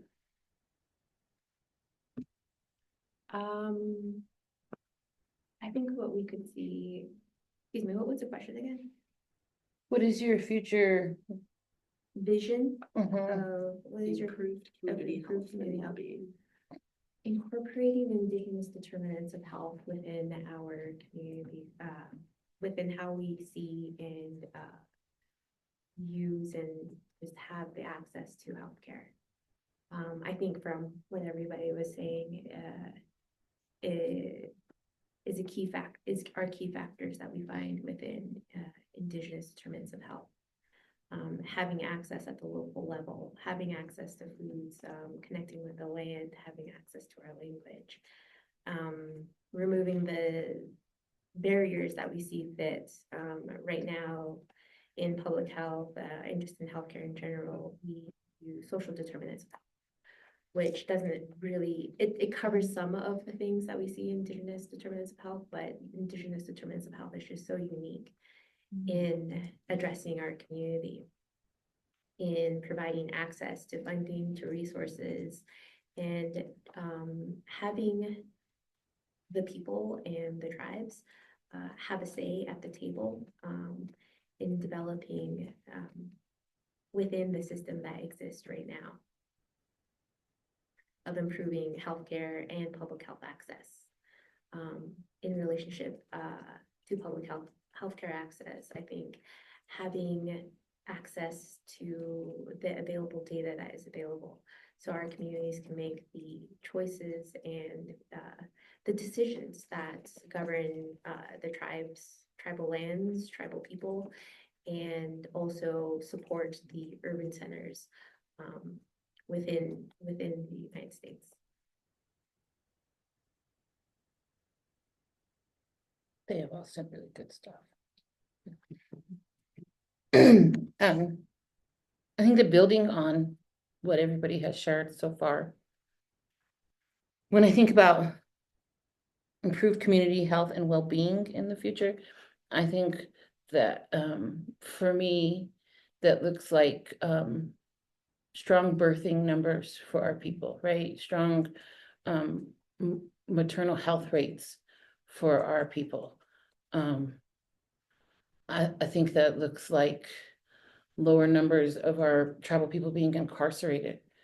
I think that looks like lower numbers of teen pregnancy and drug use and abuse, less risk taking because they have access to community and resources and culture, that the urge or need to self-medicate with risky choices is lowered, and that people have some built-in networks of tribal support to really combat some of these things. I think that it looks like a robust language experience where tribal folks have had the opportunity to really dig in and learn and relearn multi-generational programs and keeping the language, because if you have your language, that is a deep tie into culture and some of those traditional supports, protective factors that we know are important for tribal people. I think that it would be, more traditional food access and traditional ways of caring for land. For me, it's less metropolitan and less building and more effective ways of the general public being able to live in harmony with the environment, because creator, he's not making any more dirt, and we have to figure out how we don't overrun it and we live responsibly in it and respectfully, because I mean, we're gonna run out. So I think that for me, in a tribal ecosystem, those components for, good quality healthcare, mental, I think holistic, and not with a W, but with a H. Like Dr. Warren has a great model that he is promoting that really includes mental well-being, physical well-being, emotional well-being, and spiritual well-being. And I think that if you take that holistic with H, a program, and combine them with wrap around holistic with a W, right? That takes in the child, the family, the circular systems that run around it, school, community church systems, those systems. If you were to combine holistic with holistic program, I think that would help our tribal communities in lots of different ways. Thank you so much. So is that the indigenous determinants of health? Is that what those are the things that Oh, are yes. covered under that? Everything at this table has expressed some parts of the indigenous determinants of health. In covering at the local level with access to food, providing resources to job security, to focusing on the 4 elements instead of the 3, including the inclusion of spirituality at the community health level, and making sure that we cover all components. Just providing these services and the acknowledgement of past historical traumas and how to overcome them, and bringing us to the time that we are right now and incorporating them within the system that we have. And the health of the environment too. Absolutely. Right? And your land and the creatures and the spaces that you have long-standing relationships with. That can be very impactful to Indigenous people if those are interrupted in a way that maybe isn't experienced by all communities the same way. So I feel like the environmental health piece is a really important part too. Absolutely. With our proximity to the Rocky Mountain Arsenal. And I forgot which facility was in Lakewood where they said, oh, if you're in this area or these zip codes, if you had cancer, I don't remember what company was there. I don't know if they were polluting the water. And I don't know how long ago that was, but I remember reading about it. But the Rocky Mountain Arsenal, they're building all these homes up there. Nobody talks about that. That exposure and all the that sun core, the leaks there, and what is that? That's a facility processing plant, right? And then the fracking up there up north, Adams County, and the other places up northern Colorado. That definitely affects our water and potential for earthquakes and that. And so if you have the buffalo roaming out there that are grazing on that grass that is with the fracking water and coming up in those systems, that's first and foremost. Yeah, I think that when we're thinking about environmental stuff, all of that included, and thinking about how we're building cities and expanding, right? Because I mentioned before, that Critter, they're not making any more dirt, and we need places for live. And I can tell you neighborhoods in this community that were built over landfills. Yeah. Who wants to have your home built over a big trash dump so that every time you grow a carrot, you're getting all of that stuff that was in the trash dump right there?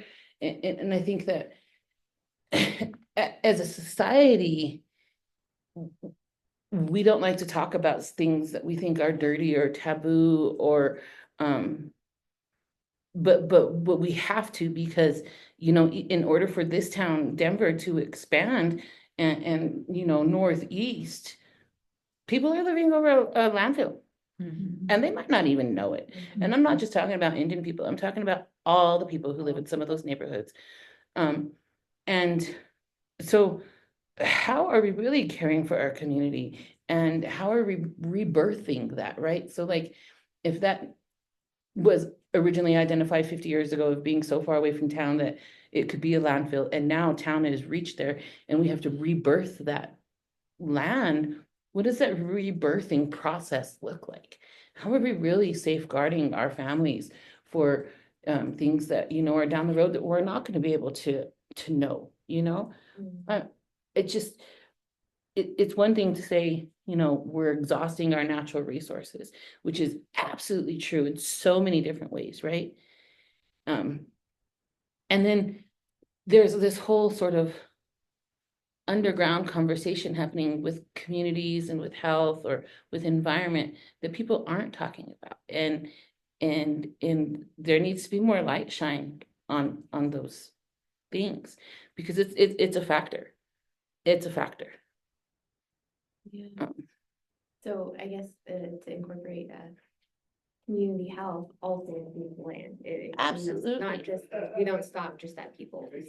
We continue forth with the land, the responsibility that we have to the land, the respect that we have to other living entities within the land, so that includes the animals that we live with. The water is its own entity, the air is its own entity, and making sure that we respect them and provide an indigenous lens to the community health in general. Right. And I think that includes thinking about our actions and how we are participating and engaging in the world around us. So dare I say, if we're thinking environmental, how much trash are you making and how are you caring for that, right? And what are your actual footprints and contributions environmentally?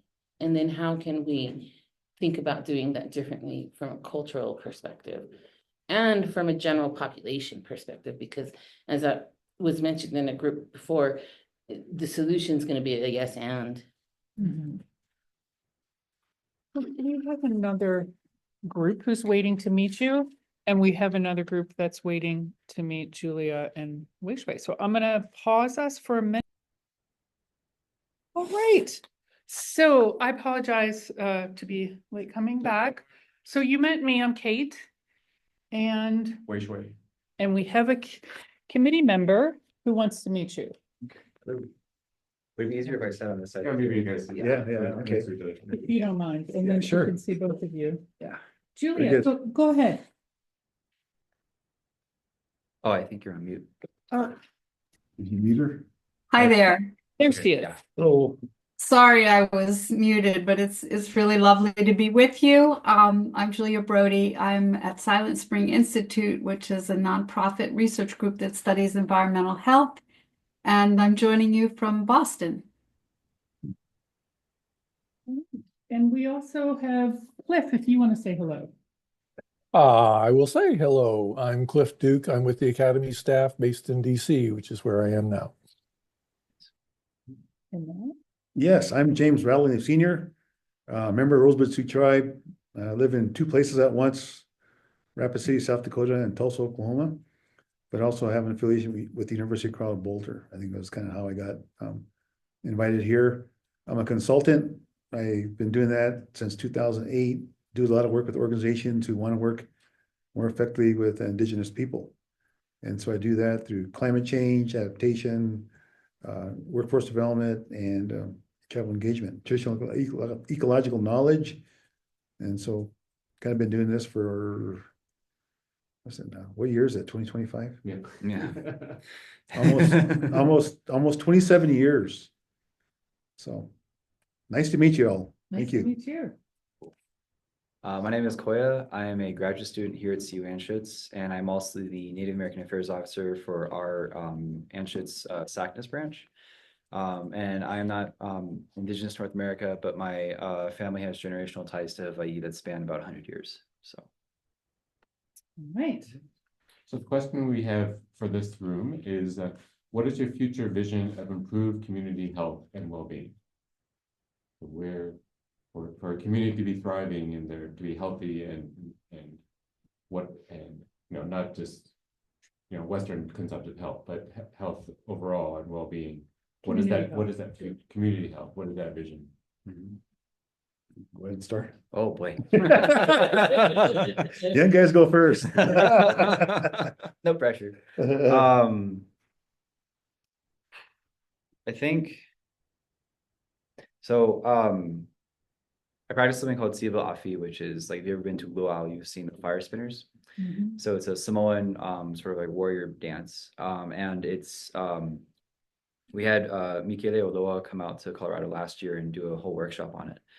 And it was amazing because him and his wife, Langi. But we're almost done. We're almost done, so we'll be fine. That's fine. Thank you. Him and his wife, Langi, taught us the Samoan proverb, Oleala ile pule ole tautua, which translates to leadership is earned through service. And this concept of like tautua service is very prominent in Samoa. Sort of like members of the community are actually brought up to, you know, achieve different sort of ranks or tiers of sort of like society, and they do that through their service to the community, how much they help out, and all of that. And so I guess you were asking about vision for community health and all of that. I think I see it as you know, just services that are provided, whether that's, you know, people on the ground doing the work, whether that's funding that's going into community programs. I think that, you know, you really have to empower these communities, and you do that through programs that either put resources or sort of financial assistance into, you know, folks' hands, and also giving them a voice. So, you know, through like events like these, essentially giving them a platform to, you know, give you feedback on the services they're you know, taking in, and having that being part of that overall sort of concept of service. So I don't know, I think that's my vision of it, is just that it's a society that's based on service, on giving back to the community, and not so much on like, you know, what can I sort of bring in for myself. Yeah, that's good. I'll start by saying, you know, the Lakota people are global people. And what I mean by that is a lot of our concepts about the universe and about the world and our place in the world comes from us in a way, and it's been shared widely. And so I'm just part of that. I'm part of that large Lakota ecosystem. And when it comes to this kind of work, you know, of sharing and telling and encouraging one another to live together. And we have a term in our language called Midakuye Oyasi. Midakuye Oyasi. It means all my relations. And we begin a lot of our formal remarks, our greetings and such with that. You heard that this morning at our gathering by Mr. Whiting.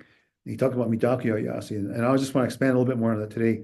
So I think a vision for me is that there's a recognition in the community about our relationship to one another as human beings, and our relationship to the environment.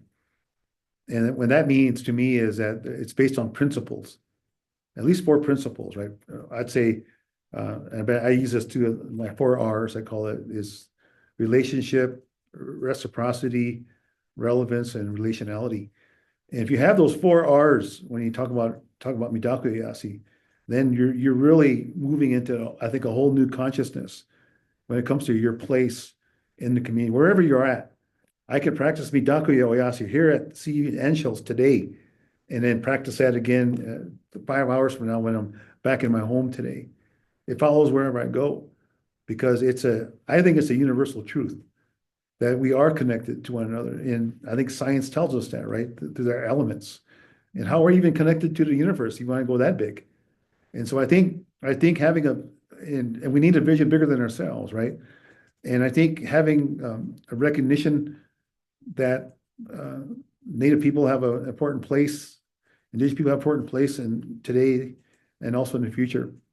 Also, I would say a vision is to incorporate what we call a 7-generation concept. So we have 3 generations before, the current generation now, and 3 generations ahead. And so I recently found a picture of my grandfather. Never seen it before. There's a picture of my grandfather. I look at my grandfather, I showed it with my sons, and I'm a grandfather now too. So I have 3 beautiful grandkids. And so we showed that picture to them, right? That they're just little.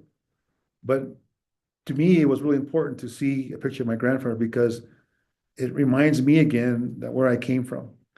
And I think communities that know where they come from, you know, have a better sense about where they're going in the future. And I think no time in history have we had so much information, so much data on our planet, so much data about one ourselves, so much information about cultures now. And we've become more multicultural. Denver is a very multicultural place. Lots of cultures here. What if we all respected those cultures What if we learn from those cultures? What if we utilize those cultures for the benefit for decision making in our communities? There's a term called cultural intelligence. It's a capability to work with someone different than yourselves.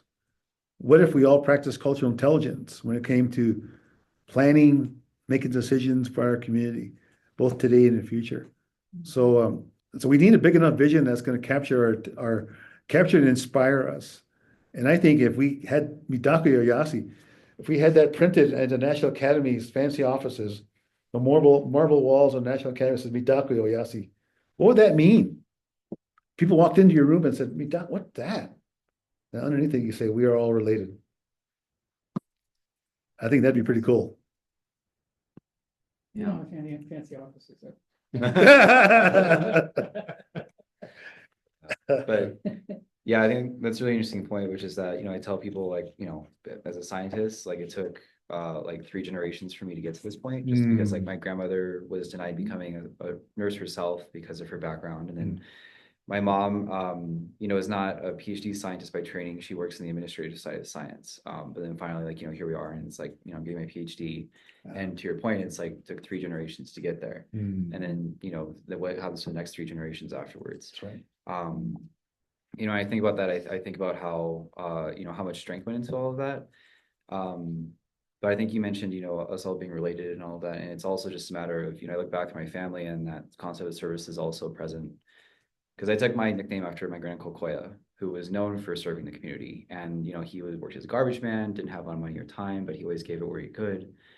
I think about that story, and I think about my grandmother, who also didn't have a lot of time or money, and she gave it where and when she could, even after, all these generations. And so I think like, I think to your point about being related and, kind of just working together, I think it's a also just the concept of like we're all tied to the land, right? Even for me, like seeing my ancestors buried in Hawaii was powerful, because I realized like this is the land they're a part of, and like this is where our family story comes from. And it kind of just reiterates that whole sort of essence of service, where it's you're not just serving the generations after, but also serving the memory of those that came before. Yeah, it's just kind of an endless loop in that way. Good. I like that about your own family and the 7 generations, because some people will say 7 generations from today forward. That's how you make your decisions. So everything becomes very important. Not one decision is less important than the other because of how you're thinking about that decision 7 generations ahead. So what's that look like? So then I think it puts a sense of seriousness to it, gravity, and I think responsibility. A vision is that we have responsibilities. All of us do to one another and to this land and to this environment. What if we all took responsibility? What would that look like? Through our lives and through our work and through I like his work with mentorship. And I think a vision for me is that every person would have a person to be their mentor. Nobody's alone. The community comes around that person and supports that person. Nobody gets left behind. That's powerful to be. I mean, I can look back and all those 10 people I talked about that influenced my life, for the last 27 years. Some have passed on now. They left this world now. They went on their journey. Others are still here. They're retired and things like that. But I remember them. I remember them because I think, first of all, they cared. We need a vision that cares, right, for one another, cares about things that are important, cares about one another. And those men and women that came into my life cared about me. I knew that. It was something different, because there's a whole bunch of people that could have did it. But why those 10? Well, they took an active interest in me, and I'm grateful for that. So I know that I didn't get here alone. And then on my own culture side, it's just, to me, it's a vision is that, our culture is revitalized in terms of language. Or you hear our language.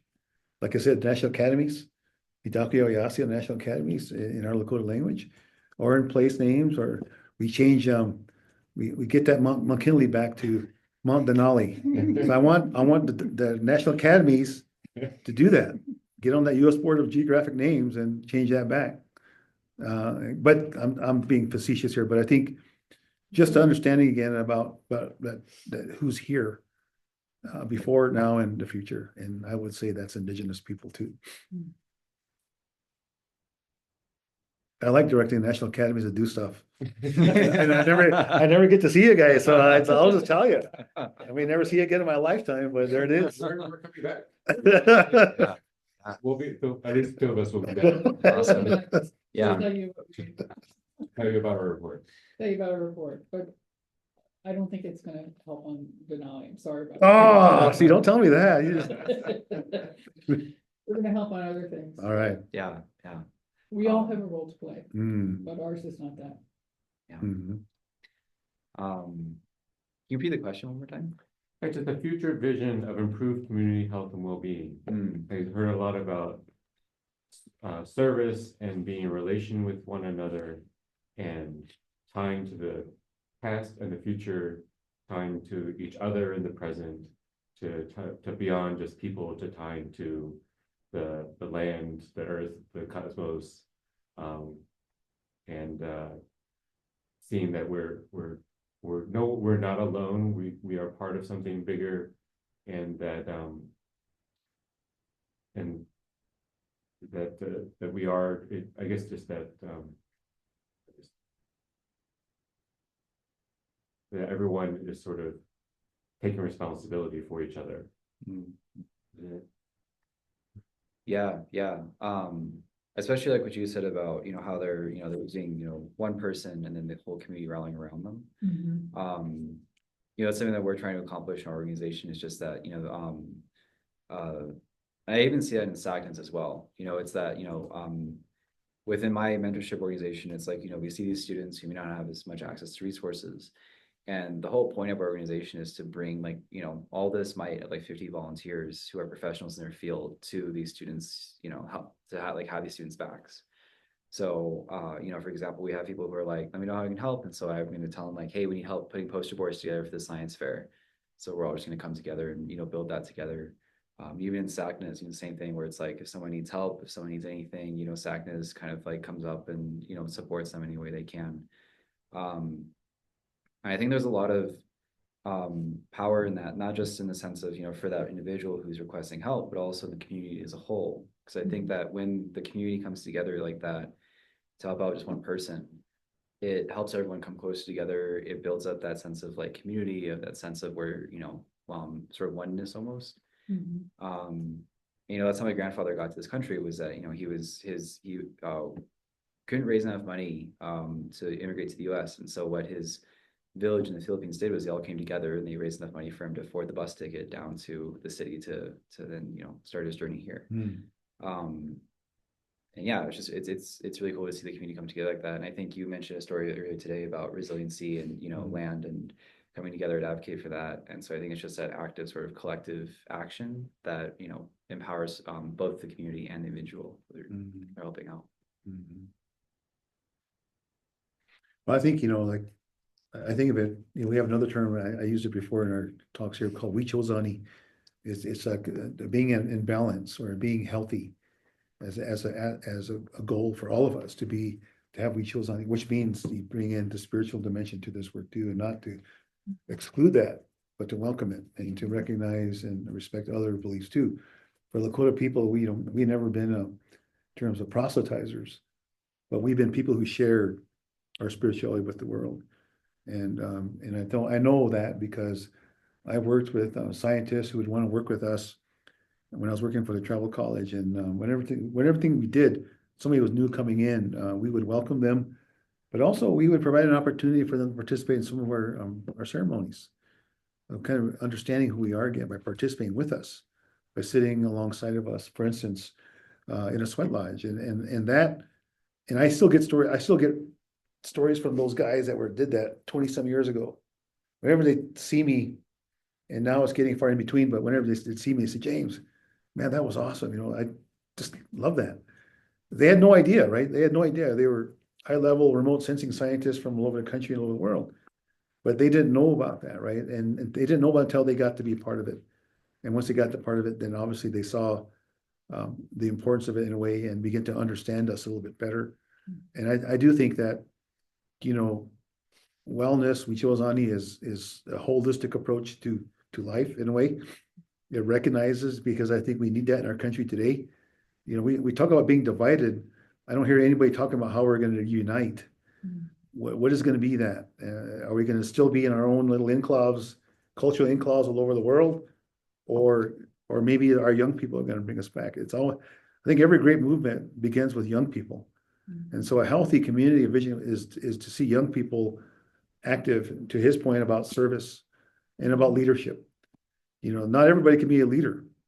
That's another thing, right? That's the truth, right? Not everybody can be a leader, but if you're given the gift of leadership, that's a tremendous responsibility. And, you know, we have to find those, we have to identify them, and we have to support them so that they can find their way in this life and to provide that leadership or that gift of leadership. Because we all have it. It's just we all have different kinds of it, right? And so some of it might be speaking, some might be writing, some might be research, some might be thought leadership, but we have that, right? And I think a healthy community supports that. You know, finds things to support that, to grow it, to develop it, and then also to practice it, right? Demonstrate it. And I think we need that. I think that's, to me, that's authenticity. You know, we're missing authenticity. Our young people, they know when something is not right, or something's not true. I mean, they have that, right? So I think they're looking for leaders and organizations and institutions that are authentic. We have a lot of inauthentic. Where's the authentic?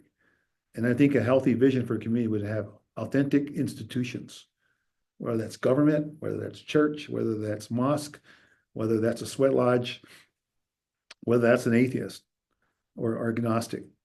But, you know, having that, I think, is also would be my view of it. You bring up an interesting point about leadership in that. So my hula group, we were practicing this last week, or a few weeks now. It's called this concept of pili, which is like togetherness almost, like sort of, you know, synchronicity. And the way we were practicing it was that we were doing this drill where we would like hit these implements, and you have to do that while you're also, you know, stepping across the way. And we had two lines, but one line was facing forward, the other line was also facing forward. So the person in front couldn't see the person behind. But what was interesting was that the way you develop Healy in that case is that the person in front is leading, right? They're setting the movement and the pace. And the person behind, their job is to act as a leader as well, but not in the sense of like setting the direction, but more in the sense of making sure that you're both in sync. So the leader can just lead and the person behind is keeping that synchronicity going. And so I think that, you know, in that way, there's sort of two essences of leadership, which is the one who charges forward and sets the direction, and the one who sort of helps them get there along with the rest of the group. And so I think that's why this is great, is because, you know, I think the point of this forum is to give, you know, folks the opportunity to voice their concerns, voice their opinions, and then to collect it, to report on it. So I think that's, and I mentioned before in a couple of the meetings about this essence of consistency and consistent effort. I think someone in one of our mentorship classes was one of the only folks in the room who came from the background I come from. And you know, people in there were like, how do we mentor people from different backgrounds? And I said, well, you have to see them as, you know, people first, as part of your community. And then the way you do that is by consistently contributing to that community and just interacting with them, you know. And so I think consistency is big in that, you know, it has to be a consistent effort. It can't just be like, oh, we're just gonna, you know, come by one time and then, you know, leave. It's like you gotta put in the work to develop that rapport, so you can start to hear more of the deeper conversations and more of the ideas. And so I think, you know, to that point, it's sort of like there's two leaders to develop. There's the one who charges forward and head, and then there's the ones who come up behind and make sure that everyone gets there. So. Yeah, I think about art and music too. I mean, we need a vibrant art and music part of our community, and that'd be supported. Finding ways to do that, I think that's really important, because, you know, we have the left brain and the right brain. We need those two brains to be in balance and to work well together, I think, to be a whole person. So I think that's important. I think art, you know, for the first time, I think National Climate, I was technically contributor to that this year, and they had a lot of art in there. And they were done by young people across the country. That you know, they gave them a task and they produced art and it made it part of the report. So I think a healthy community is not only a stable and balanced community, but also I think it's a vision seeking community, meaning that it's looking at the future It's anticipating, it's maybe scenario planning, but it's a planning community too, because things change in life, right? Climate can change, or we can get invaded by aliens. I mean, I heard the UFO reports are all coming out now, so now I'm wondering, but in all seriousness, I mean, planning a community that is plans, right? The 7th-generation idea again, thinking ahead and making a way for, and then also, when, heaven forbid, natural hazards, right? I think about that a lot because I hear stories from communities about going through challenges of having natural hazards come upon them, and how that could be an example again of a community coming together despite that, and helping each other and supporting each other, and then finding ways to even practice those human values that make us who we are. So I think we're about ready to wrap, and go back and offer you a cup of coffee. Cool, fantastic. For that. For that. All right. All right. All right. Thank you very much. Thank you Very rich. so much, Yeah. Julia. Work on preparing the report out. 5 minutes. Wait, gonna Yep. work for a few minutes here.